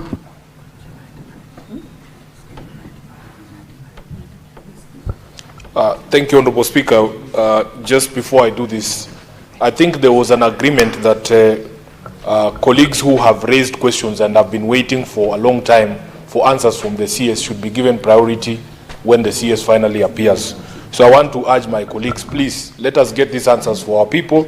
You have opportunity to also put those questions to the CS and wait as long as some of us have waited from April to get these answers for our people. So these disruptions by the Senator for Nandi are totally unwelcome, Honorable Speaker. I want to go straight to the question. Could the Cabinet Secretary provide details on the circumstances under which the parcel of land in South Sea, Ward Langata constituency registered as LR number 209/10210 and on which the College of Insurance stands was encroached upon by a private developer who has already excavated and constructed a perimeter fence around that portion of land? B, what steps has the ministry taken to address the situation and to safeguard the rights of the Insurance, Training and Education Trust, who are the legitimate owners of the parcel of land? C, could the Cabinet Secretary explain how the ministry intends to generally address the growing menace of fraudulent acquisition and encroachment of public land by private individuals and developers, especially in the city county of Nairobi? I thank you, Honorable Speaker. Cabinet Secretary.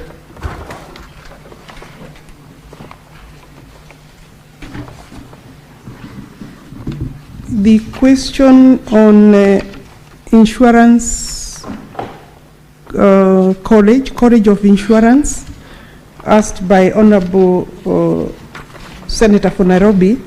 Honorable Speaker, this is grant number LR 209/10210 or IR number 66157, which contained an acreage of 2 hectares, more particularly delineated in survey plan number 193902.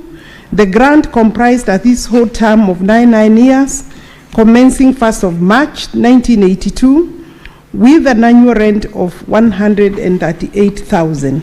The grant was first registered on 20th of June 1995 in the name of Insurance, Training and Education Trust. The same parcel was also allocated to one Rajab Ahmed Karume.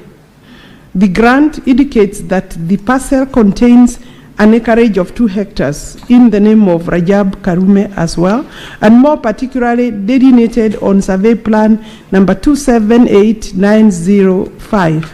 The grant comprised a leasehold term of 99 years from 1st of October 1998, with an annual rent of 80,000. As revised, the grant was registered on 6th of July 2011. The ownership of this parcel has been a subject matter of court proceedings and Environment and Land Court, ELC Court, at Milimani, case number 816/2012, declared Rajab Ahmed Karume as the sole and lawful registered proprietor of the parcel. The ELC ordered for cancellation of the initial grant registered in the name of Insurance, Training and Education Trust. The Court of Appeal in Civil Appeal number E505, consolidated with case number E519 of 2020, upheld the position taken by ELC in the High Court, and we put an extra and a bundle of documents, including the decree and an order of the Court of Appeal. And those are the annexures. They are 1 to 4. That is the judgment for 14th of June 2024 in the Court of Appeal, decree dated 22nd August 2024. In other words, then, therefore, the correspondence file for Rajab Ahmed Karume is in our custody, and we are yet to trace the correspondence file for Insurance, Training and Education Trust. That, of course, speaks to something, but that file I've tried to look for it, it's not there. Honorable Speaker, in response to part B of the question, the courts and the Court of Appeal have pronounced themselves on this matter and declared ownership of this land in favor of Rajab.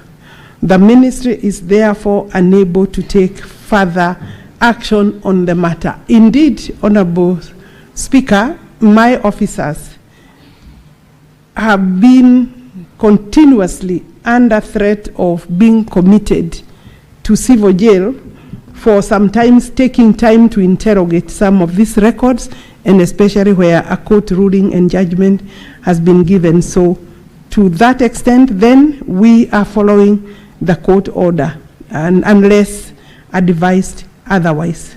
In response to part C of the question, the ministry is undertaking digitization of land records to make them less susceptible or vulnerable to manipulation, thereby guaranteeing their integrity. Once we finish that process of automation, we will be in a better place to deal with questions of integrity and security of documents. We have also fast-tracked titling of institutional titles or public spaces, institutions, and also private institutions.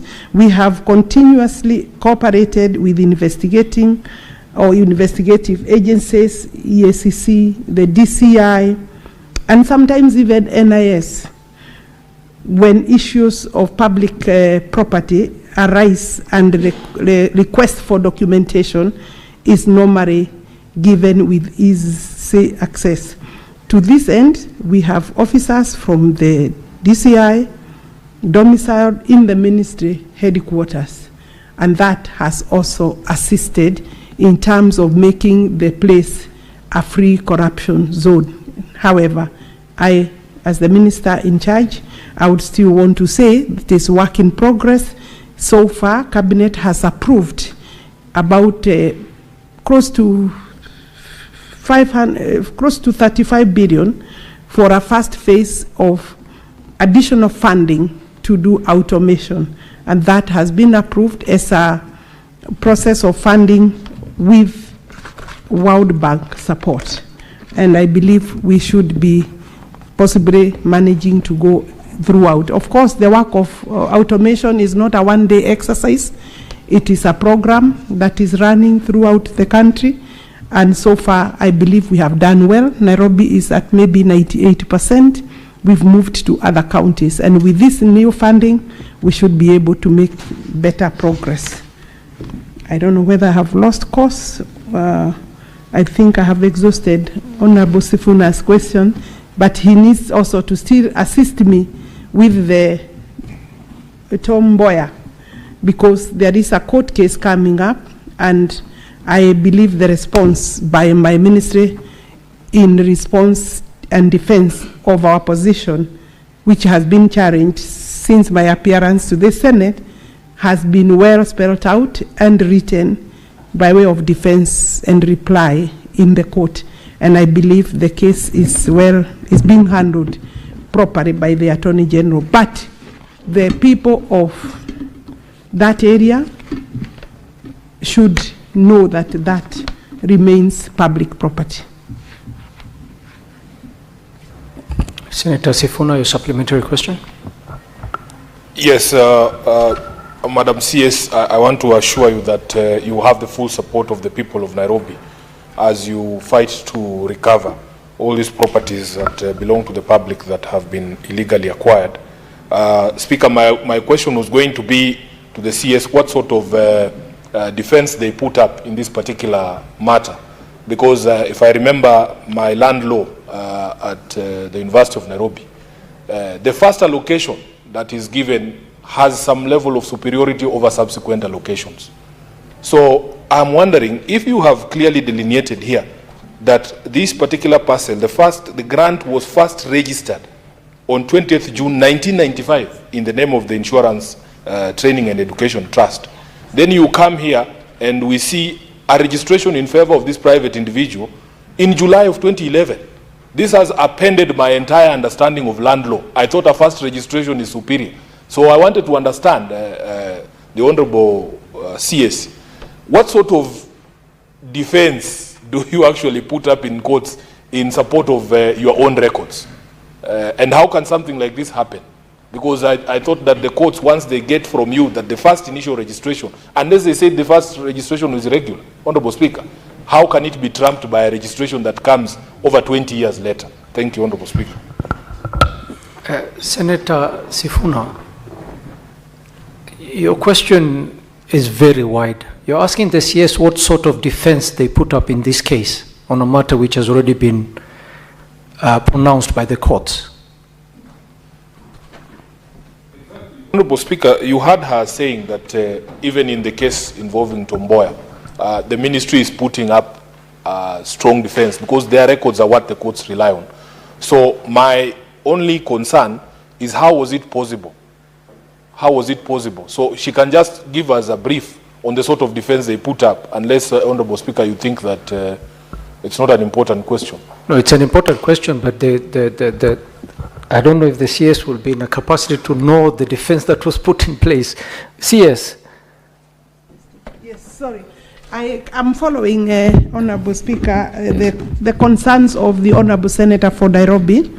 And I would want to invite the Honorable Senator to read the judgments from the High Court and also the Court of Appeal. Indeed, we put quite, I believe, the Office of the Attorney General, because definitely the defense and our lawyer is the Attorney General. And looking at what we did, the Commissioner of Land's evidence was actually disregarded and dismissed by the court. And therefore, maybe you could read the judgment. If you think there is anything else we can do, we can engage. But there is now a judgment of the Court of Appeal, and it is not possible for me to move further. It is true that the first registration, I won't call it first registration as such, but there was an initial grant, the first grant by order of dates, and then this other grant. I am yet to understand the reasoning fully, but the position is the court has pronounced itself, and you don't want the minister to be committed to contempt. Any other questions, Senator Sifuna? Senator Joe Newt, you have a supplementary question? Thank you, Mr. Speaker. I'm very concerned about this double allocation of land that was initially allocated to, I believe, what is currently Kenya College of Insurance, which was later allocated to a private, I want to say a private developer. And of course, I've listened to the CS explaining the measures in her last paragraph that they are taking, including digitization. But my question to the CS, Mr. Speaker, is do they have at the ministry any administrative measures that they are taking? And Mr. Speaker, I mean, like even before the DCI and whoever is coming to investigate does their job, that the concerned officer, because of course they are concerned officers, for example, administratively are made to resign or to step aside, Mr. Speaker, and whether then in that regard the ministry is investing in doing what we can call a moral change in the officers serving under the ministry, because these court processes, Mr. Speaker, can be lengthy, time-consuming, expensive, and sometimes very draining, even emotionally, to those that are making these particular, are making these legal, are seeking legal redress. And so, as a ministry, even before we talk about the law enforcement agencies, do they have any administrative decisions, any moral change programs, and that kind of thing, Mr. Speaker? Thank you. Senator Osotsi. Thank you, Mr. Speaker. Mr. Speaker, the issue of double registration, among other malpractices in land management, is real, not just in Nairobi, but all over the country. And I've seen the CS said that they are undertaking digitalization of land records. Mr. Speaker, you know that this matter of digitalization of the records at the Land Ministry has been talked about for a long time. I think it started during Kibaki regime, then during Uhuru regime, and now during this regime. Do we have timelines and the status of implementation of this digitalization? Because we keep talking about it, but we are not seeing tangible progress. So I would like the CS to tell this House what is the status of digitalization of the Ministry of Lands, and particularly land records, and how long is it going to take, what percentage has been implemented, so that this House can have some concrete information when this exercise is likely to end. Thank you, Senator Osotsi. I don't know if you were here when the CS said for Nairobi County, it's almost 90% completed. Are you asking now for the timelines for the whole country? Mr. Speaker, I started by saying the issue of land malpractice is not just Nairobi alone. This question was touching on Nairobi. Yeah. That's why I'm asking you, are you asking for the whole country? What is the timeline? Yes, I'm asking for the whole country. CS. Thank you, Honorable Speaker. In response to Senator Osotsi, let me say that maybe by way of repeating myself that it is true the program of digitization has taken long, but the ministry, having realized that the speed and the funding that we are getting is not sufficient to deliver more timely completion of this program, we did engage the government. And the cabinet, I said, has approved new funding through World Bank and Treasury to enable us move faster. Once I get this funding, I'll be able to respond in terms of how much time that will take. But looking at other jurisdictions, it is a program that to go to the rest of the country where we already have titles. Remember, we are talking about where we have already done titling. The rest, a lot of our land is not yet titled. But looking at the program of where we are in terms of titling and ensuring that the records that are ready in our registries are secure. I have seen other jurisdictions, they take between 5 and 7 years to holistically work on that. So with funding that is coming, and I say it is coming because it has been approved by Treasury and the Cabinet, and therefore I should be in a better position to give a work plan, in the long term. Thank you. CS, there was the question by Newto, Senator Joe Newto. I think Senator Joe Newto is asking me to give a moral card or a stick in terms of how are we resourcing maybe my staff, my personnel to the right course in terms of working without all these issues. I don't think it is a problem of the officers alone.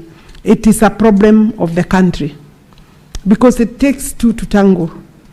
I think that Kenyans must stop corruption and agree to work properly. And I'm not excusing the ministry, but corruption challenges is a national, it's a national disaster.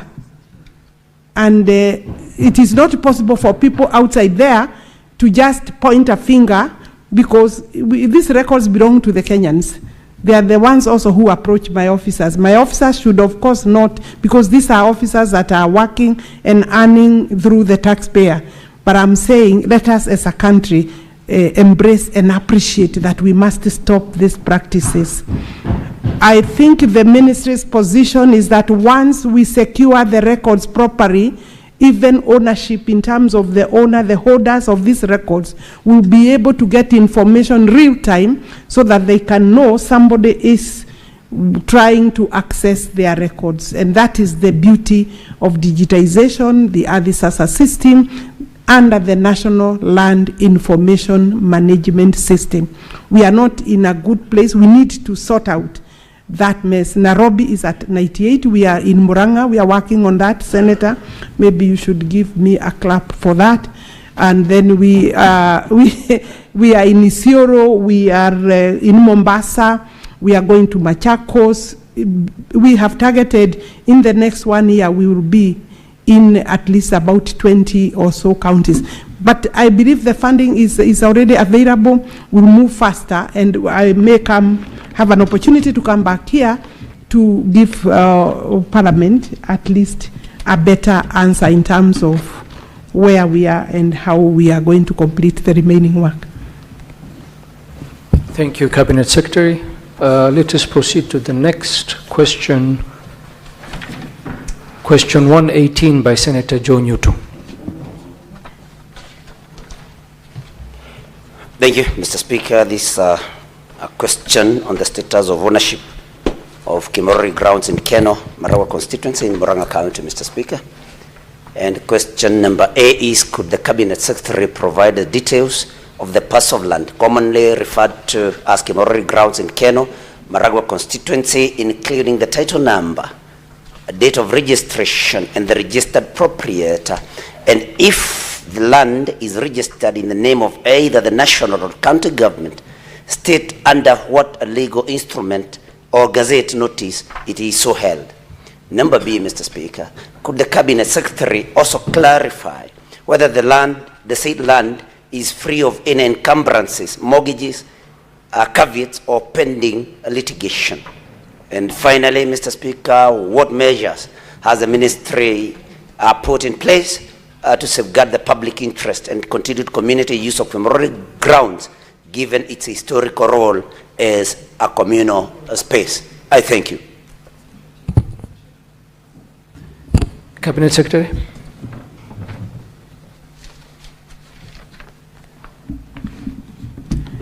Honorable Speaker, in response to the Senator from Murang'a County, Senator Joe Nyoto, regarding the ground commonly known as Kimorori, Honorable Speaker, this is the response that I have. According to our records, the land in question was initially set out as plot number A for district headquarters and Kimorori Primary School, as shown in the, I have attached, Honorable Speaker, a lot of documents for Honorable Senator and the Senate. I have attached the PDP, I have attached the searches, the current search for this land. I have also given other information that is useful. This land belonged initially to Ngimu Farmers Company Society Limited, Gimu's Farmers Society Limited. When they were doing this, the subdivision scheme, they did give or set aside land for public use. And in that, then the headquarters and Kimorori Primary School are shown in the PDP that I have attached, reference number C1851/0601, approved on 24th of September 2007, and I have put the PDP there as annexure number 10.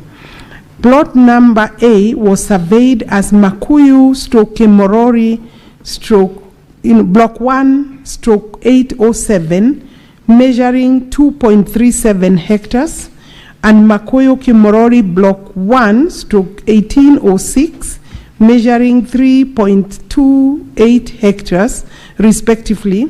In the same PDP, Kimorori Primary School was relocated away from the initial plot A to plot number B, which was later surveyed as Makuyu /Kimorori block 1/1607, measuring 1.62 hectares, and an additional land was given as Makoyo Block 1/1635.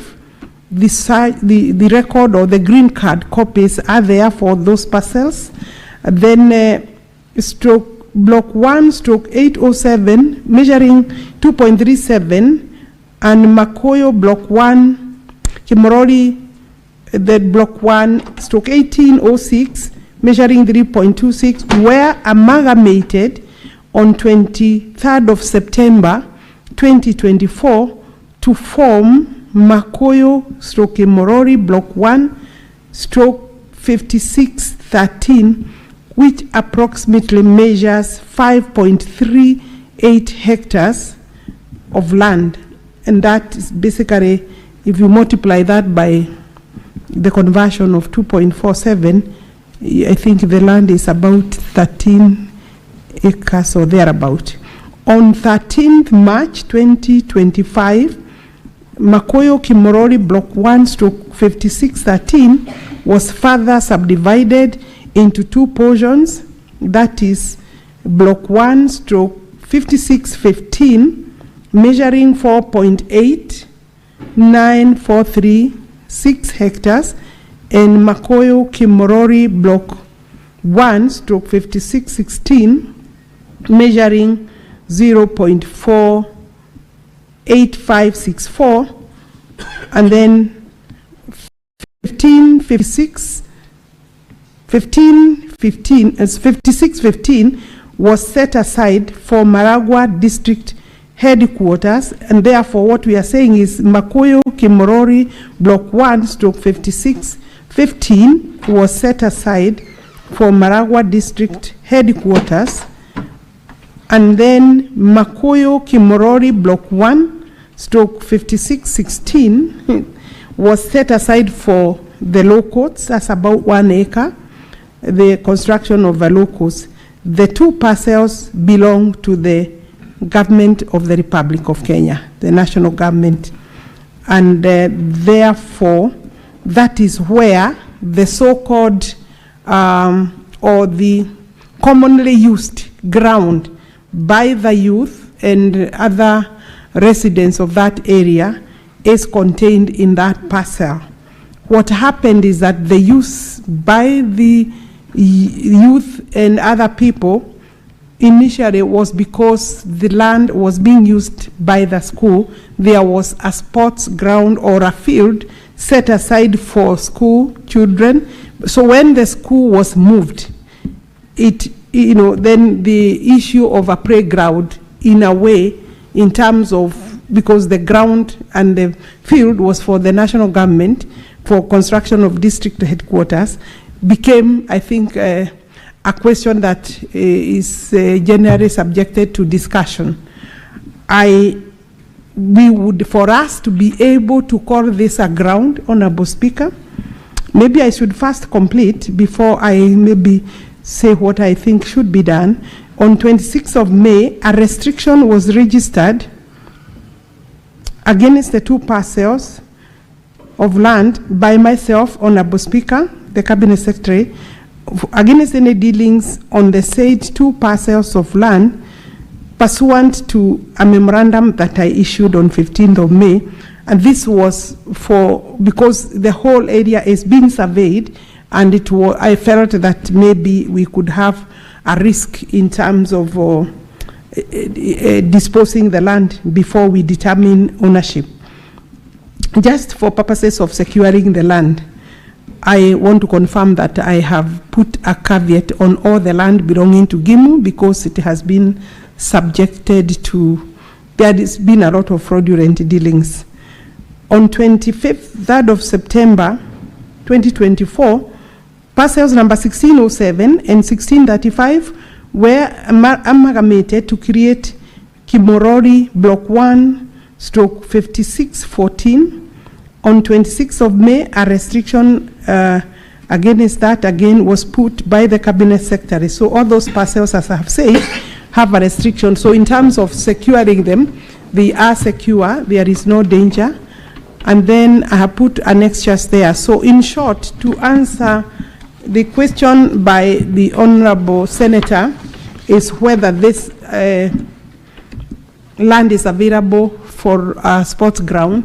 And I know that a lot of politics and a lot of push and shove has taken place on this issue because the youth do not have any alternative ground where they can actually play their games and their sports. And because of long-term use, they do not understand why there is some other arrangement in terms of using of that land. The judiciary parcel, that one is separate. The sports ground is contained in the district headquarters ground, and it is not in any danger. Therefore, it is a matter of maybe replanning and see whether the sports ground can be accommodated in that particular parcel, because as I've said, we do have Honorable Speaker, there have been demonstrations there, and I appreciate the concerns of the youth, but they need to understand it was not a parcel under the Ministry of Sports, neither was it really reserved as a sports ground, but because it is a property belonging to the government of Kenya, it is possible that we can sit down and do planning, maybe replanning, and see whether we can accommodate the uses that are required or needed. Maybe that is what I can say. Thank you, Cabinet Secretary. Senator John, you have a supplementary question? Yes, Mr. Speaker, and I want to thank the CS for the very comprehensive response to this particular question. But Mr. Speaker, just to maybe bring her to speed further, is that the concern has been about this particular arrangement that was done on the 13th of March this year, actually, where the two plots, one was set aside for Marago District Headquarters and the other one for Keno Law Courts. The problem has been that there was no public participation, or so the residents say. So I don't know whether, according to the CS, that this was done lawfully and procedurally as per the requirements by the Ministry of Lands.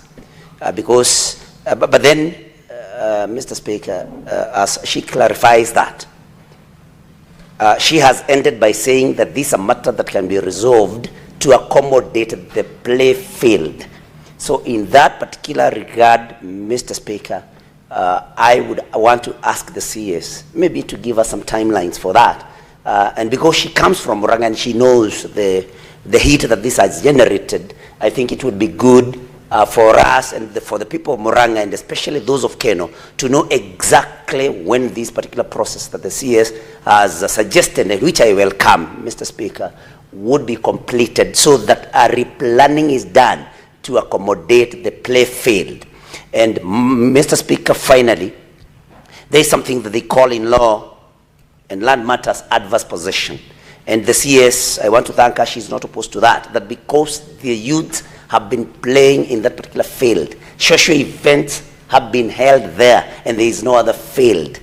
And because there is more space in the district headquarters land, whether then in the planning, it is possible to have the law courts maybe put aside somewhere else in that, accommodated in other parts of land, and this left for that.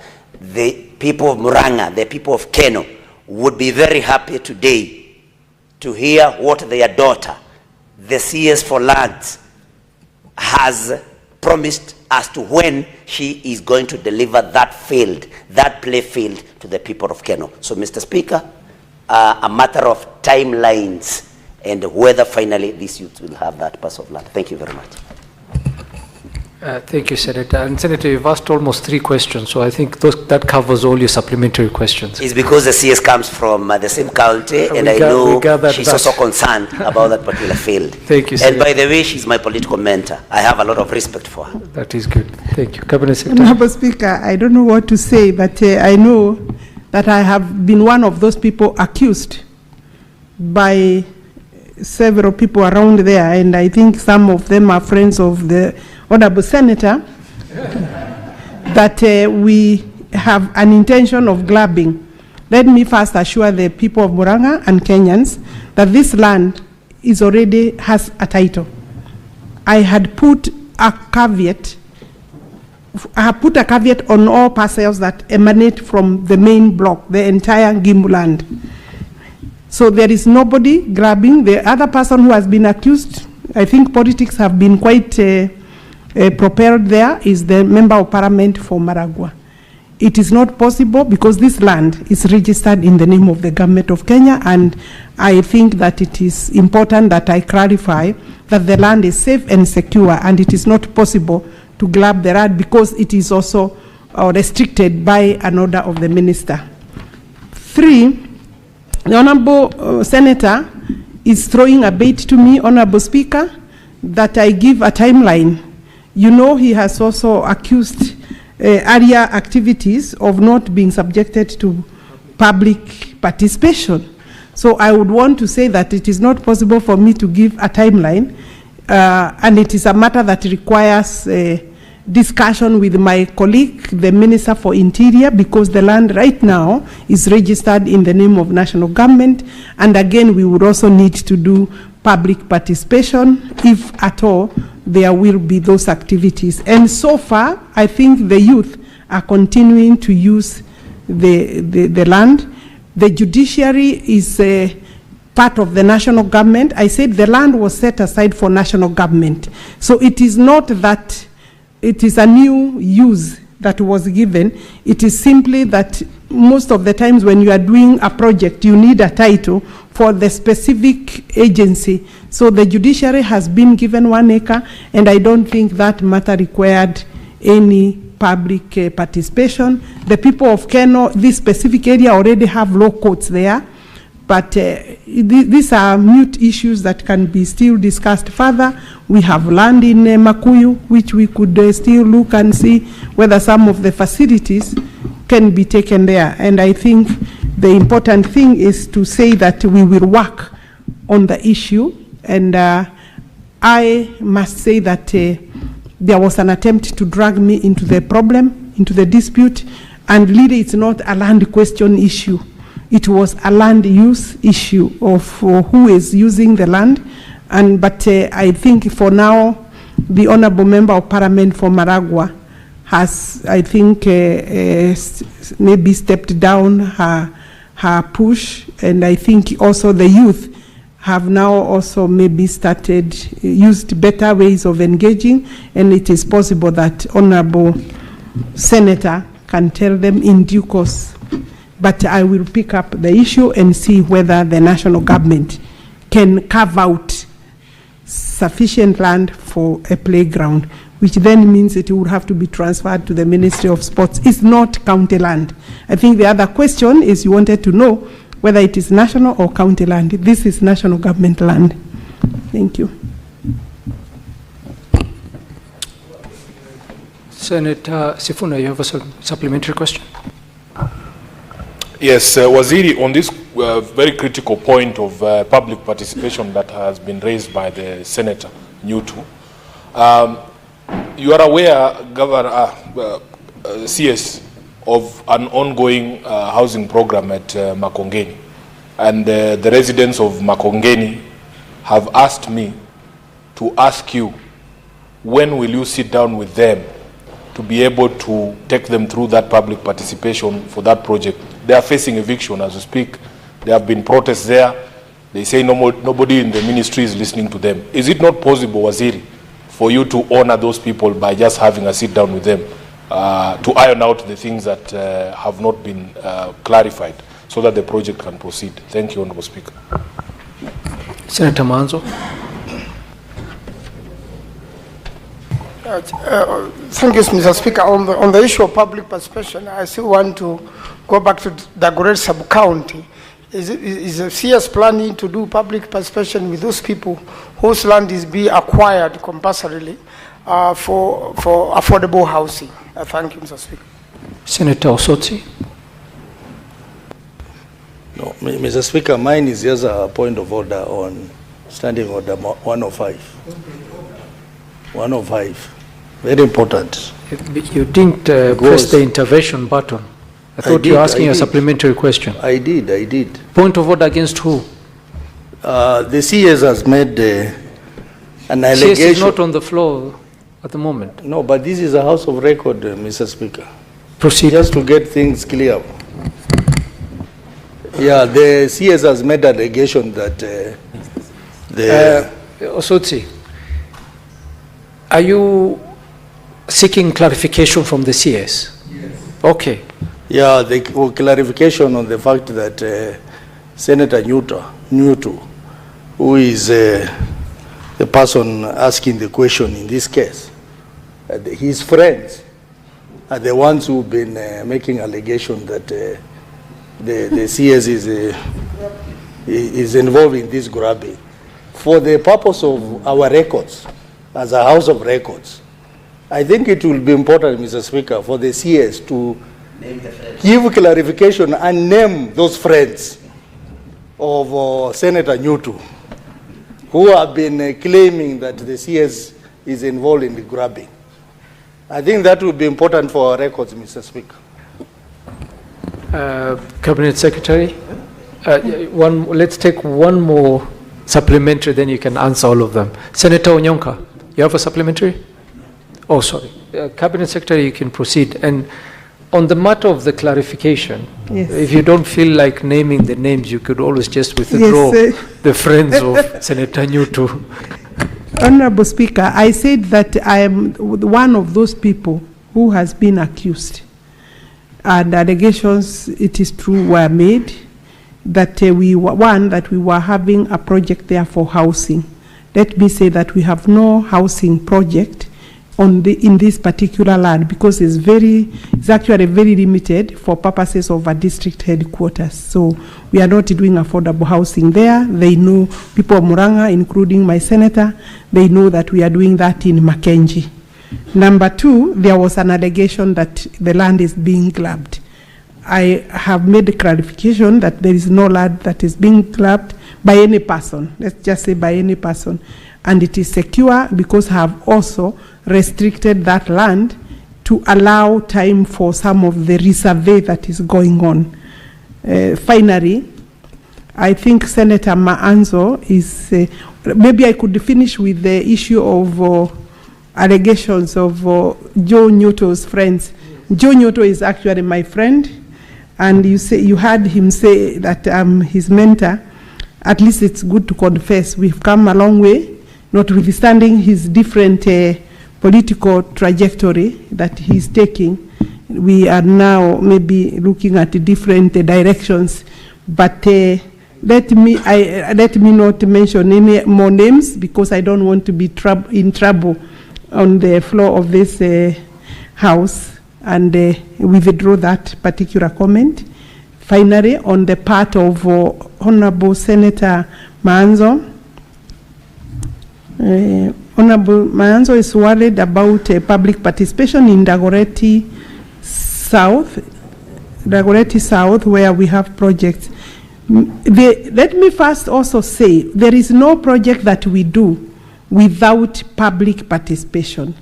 It is possible that it could be argued, was it sufficient or not sufficient, but we do thorough public participation, starting with the persons being affected by the project. That is the PAPs. Those are our first priorities. Of course, the neighbors also are entitled to public participation, and therefore I want to confirm if Senator Manzo, there is an indication that we have not done sufficient public participation, we will go further and do more public participation.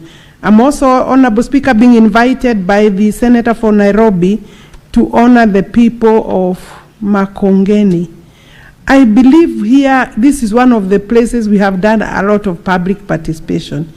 But it appears that there is still need, because I know it's a huge project, and there are many people being affected. There is still need to engage them further.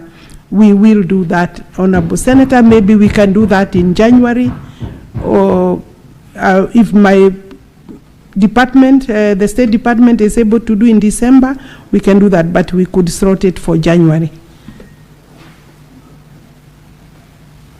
Yes, Senator Sifuna.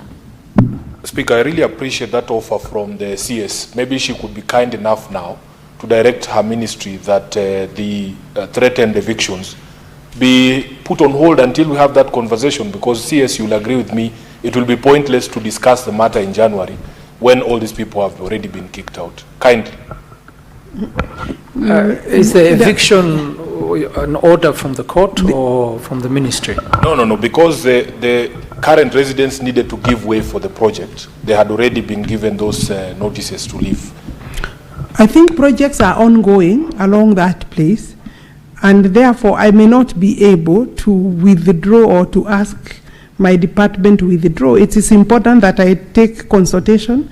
I believe that we have, previously we have extended the notice. In fact, I think they have been on notice the whole of this year, but we will engage them as soon as possible so that we can see how we can intervene. Maybe what we can do is to expedite the public participation. Thank you. Thank you very much, Cabinet Secretary. I think we have come to the end of question and answers. And at this point in time, we would give you permission to leave.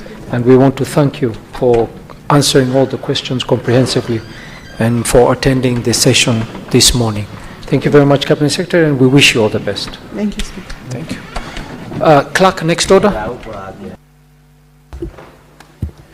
Order number 8, motion, report of the consultative meeting of the Executive Committee of the Forum of Parliaments of the Member States of the International Conference on the Great Lakes Region, FPICGLR, held in Kinshasa, Democratic Republic of Congo, from 22nd to 24th January 2025. Senator Hezena.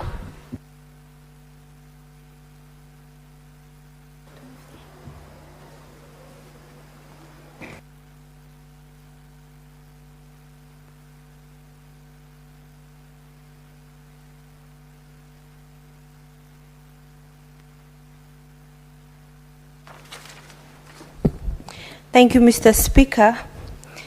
And I beg to move that the Senate notes the report of the consultative meeting of the Executive Committee of the Forum of Parliaments of the Member States of the International Conference on the Great Lakes Region, that is FPICGLR, which was held in Kinshasa, Democratic Republic of Congo, from the 22nd to the 24th of January 2025, and laid on the table of the Senate on the Tuesday of the 23rd September 2025. Mr. Speaker, the International Conference on Great Lakes Region is an intergovernmental organization of the countries in the Great Lakes region, and it's comprised of the 12 countries, which are namely all the East African countries. We have Angola, we have the Central African Republic, we have the Democratic Republic of Congo, and then we have the Republic of Congo, we have Zambia, we have the Republic of South Sudan, Tanzania, Kenya, Uganda, Rwanda, Burundi, and Angola. Mr. Speaker, and the forum of the FPICGLR has the following divisions. We have 5 divisions, which include the peace and security, democracy and good governance, economic development and regional integration, humanitarian, social and environmental issues, gender, women and children division, which I proudly serve at. And it is also imperative to note that Kenya secured the chairmanship of 2 committees, which is democracy and good governance, and the economic development and regional integration. Mr. Speaker, the establishment of ICGLR is based on the recognition that political instability and conflicts in these regions, or rather countries, have a considerable and regional dimension, and thus require concerted efforts to promote sustainable peace and development. Mr. Speaker, also the forum, the FPICGLR, was established on December 4th in 2008 in Kigali, the Republic of Rwanda, with the objective of promoting, maintaining, and strengthening peace and unity and security within the Great Lakes region, and also in maintaining, in accordance with the will of the heads of state and heads of government as expressed in the Pact on Security, Stability and Development in the Great Lakes region, which was signed on December 15, 2006 in Nairobi, Kenya. Mr. Speaker, this regional legislative entity aims to play a role in the implementation of the mandate of the International Conference on Great Lakes region, and Article 2 of the revised Interparliamentary Accord, and it has the following committees, which I had mentioned earlier as divisions. Mr. Speaker, we also have organs within the ICGLR, which are one, the plenary assembly, secondly, the executive committee, third, the committees, and last but not least, the general secretariat. Mr. Speaker, pursuant to Article 7.1 of the founding document of FPICGLR, it mandates the executive committee to be responsible for the coordination of the forum's activities and functioning of the forum under the supervision of the Bureau of the Plenary Assembly. Mr. Speaker, the last executive committee meeting was convened pursuant to the article, to the 5th recommendation of the final communique adopted following the 29th ordinary session of the executive committee of the Forum of Parliaments for members of the member states of the International Conference on Great Lakes region, which was held on the 5th to 6th of 2024 in Luanda, Republic of Angola.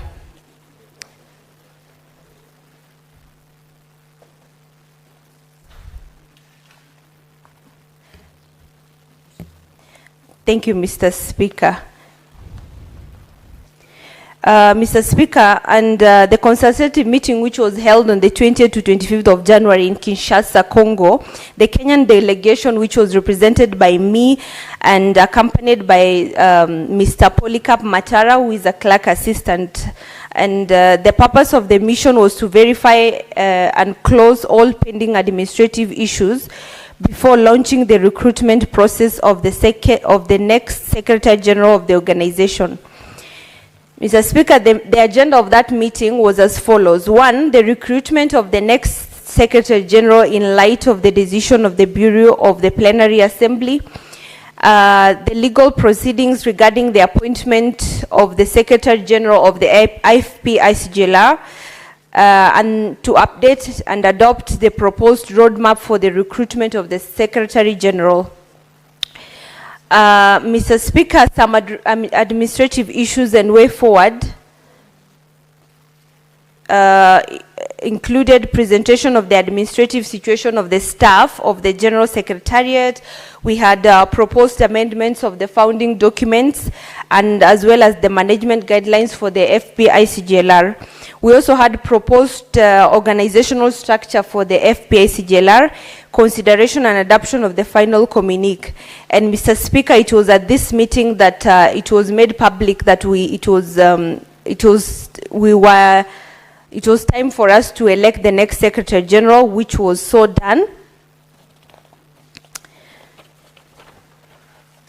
And therefore, the whole procedure was followed, sending out an advertisement, and then the various member state parliaments were notified that of the vacancy, and then there was recommended candidates from member parliaments, which were presented on the 15th ordinary session of the Conference of Speakers in Luanda, the Republic of Angola, for endorsement. And then on the 15th ordinary session of the plenary assembly of the ICGLR, a new Secretary General of the organization was officially appointed by the Conference of Speakers. And then, Mr. Speaker, proposals forwarded to for the consideration of the staff of the Secretariat included the following. 1, the Secretariat proposed to member parliaments to provide the forum with staff to support the Secretariat. Secondly, it was proposed that there was a need to organize meetings between the Secretary General and managers by setting up a management committee to avoid unilateral decision making by the Secretary General. Third, the committee was informed that the 2 program managers do not have assistant, which was why consultants were frequently hired to facilitate communication between the chairperson of committees with their respective program managers, especially during the development and implementation stages of the programs. And it was also noted that there was a huge gap in terms of benefits between international recruited staff and locally recruited staff, which also included the relation between what they were getting paid and their location, or rather places where they lived. And also there was a need to reduce the wage differential and the gap and other benefits between international and local staff, since this was noted to be a source of frustration and demotivation among the staff at ICJLR. Last but not least, a 1-year contract given to the local staff does not give them stability. Employment contracts should be open-ended for positions where the holder is expected to perform duties that are permanent in accordance with the international standards. Mr. Speaker, there was also consideration and adoption of the final communique, which was considered and deliberated on the items of the agenda of the consultative meeting, and the following final communique was adopted. 1, the executive committee, which verified and closed all outstanding administrative issues and officially launched the recruitment process of the next Secretary General of the FPSJLR. It was also approved that the roadmap for the recruitment process of the next Secretary General of ICJLR, it was endorsed. The recruitment process was endorsed, and it will be held in utmost compliance with the final declaration of the 14th ordinary session of the plenary assembly and the relevant positions of founding documents. And as per the 7th point which I made of the final declaration of the ordinary assembly of the plenary assembly of ICJLR, instructed the General Secretariat was to request all eligible member parliaments to represent candidates like I earlier stated. And then they were further instructed to ensure that the amended versions of the FPICJLR founding documents and management guidelines are signed by member parliaments and endorsed with FPICJLR seal and approval. And they also developed and secure a box file for each MP where all official signed founding and corporate documents should be kept under lock and key at the head office in Kinshasa, Democratic Republic of Congo. They also examined the proposals to improve the administrative situation of the staff of the General Secretariat of the Forum, as well as the amendments to the founding documents and management guidelines of the FPSJLR to be submitted to the plenary assembly for adoption. It also constituted an ad hoc working group comprising of the ex-co-president, that is the Right Honorable Moses Frank Moyo, that is the Deputy Speaker of the Parliament of Zambia, and Honorable Suzanne Augusta de Mello from the Republic of Angola, and Honorable Morgan Sitwala from the Republic of Zambia, Honorable Geoffrey Ekanya from the Republic of Uganda, and Honorable Boniface Kabanda Matanda from the Democratic Republic of Congo, to examine the proposals from the General Secretariat before they were presented and adopted at the 15th ordinary session of the plenary assembly to be held in Luanda, the Republic of Angola.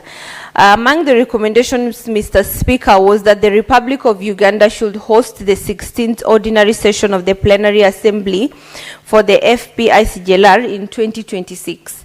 And we also commended the General Secretariat for organizing the consultative meeting, and we expressed our sincere gratitude for the government, Parliament, and people of the Democratic Republic of Congo for warm welcome and hospitality extended to the delegates, which also favored, which created favorable conditions for us holding consultative meetings of the forum.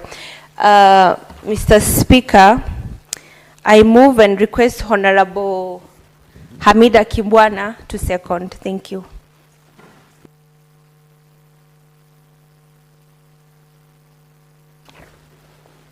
Thank you, Mr. Speaker. Mr. Speaker, this issue, in fact, it's very, should I say, dear to me. Mr. Speaker, I was in DRC Congo and nominated by former President Uhuru Kenyatta and Right Honorable, the late Right Honorable Raila Odinga, to support the country for the formation of the first government of President Tshisekedi. And I feel sad looking at these countries and seeing, you know, what they are going through, and especially the instability or political instability of the country. Mr. Speaker, our countries, the African countries are quite rich. But then looking at the instability, and I don't know whether they are intentional, we find that politically, having the instability, I mean, looking at a country like DRC, it's the richest country in the world, yet very poor. And I feel very sad that these conflicts are dwelling. So I think this, I'm certain that this conference or meeting was for a great purpose, to bring the countries together. Look at Sudan. Look at now South Sudan, Mr. Speaker. It is unfortunate that we are not achieving, and especially like Sudan, it feels very sad when you look at an African country going through in this era what they are going through. Mr. Speaker, I am hoping that the purpose of that conference will be achieved, if not achieved, and I'm hoping that the promise of tomorrow will go to pass to African countries. Mr. Speaker, I second.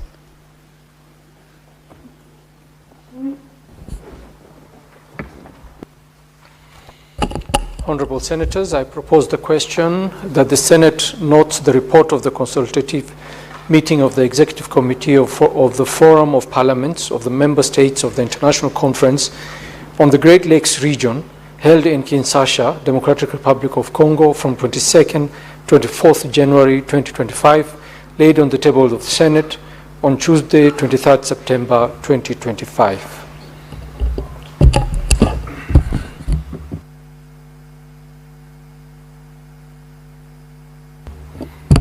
Since there are no senators wishing to contribute, I call upon the mover to reply. Thank you, Mr. Speaker, and I thank my colleague Senator Amida for her very well thought of secondment and input, and I'm glad that she has an experience with the amount of tragedy that this country is going through, all because of conflict and poor political decisions. Mr. Speaker, we have had an honor to visit the western part of Uganda, which holds one of the largest refugee camps within the region. And Uganda has a very, very friendly policy that welcomes refugees from across all other Great Lakes region.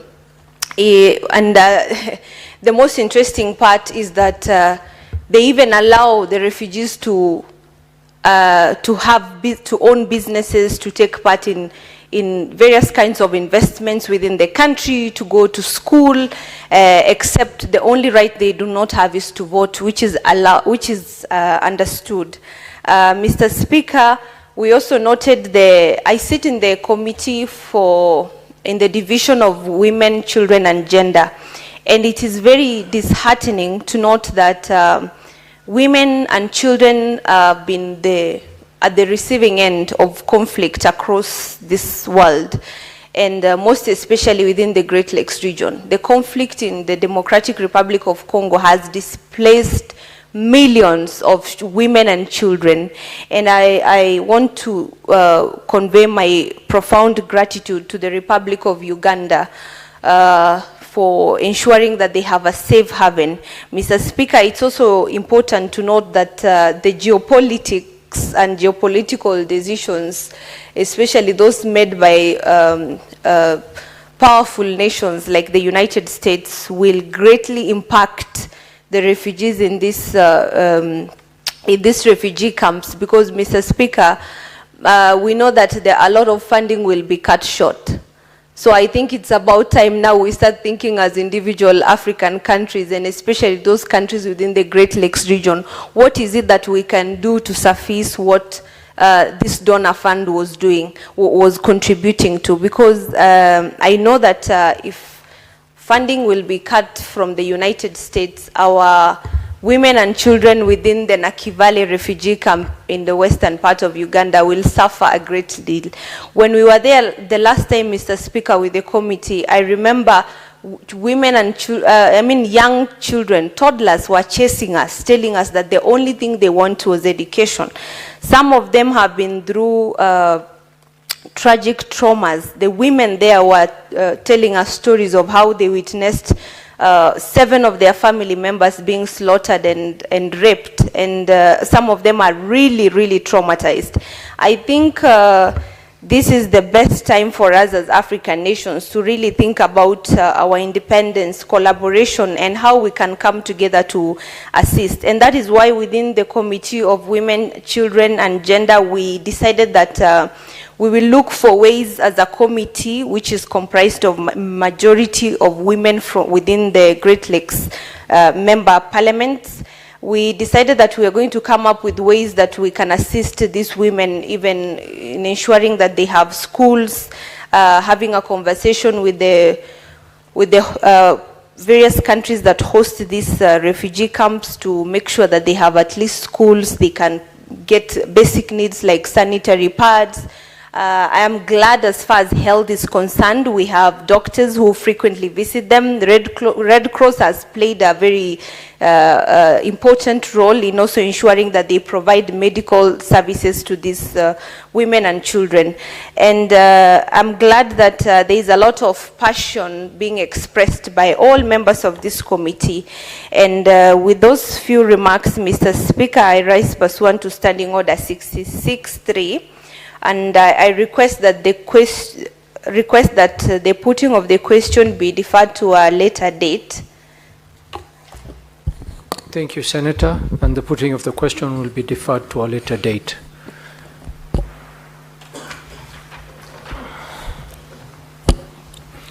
Honorable Senators, it is now 1 p.m. time to adjourn the Senate. The Senate therefore stands adjourned until later today, Wednesday, 19th November 2025 at 2:30 p.m.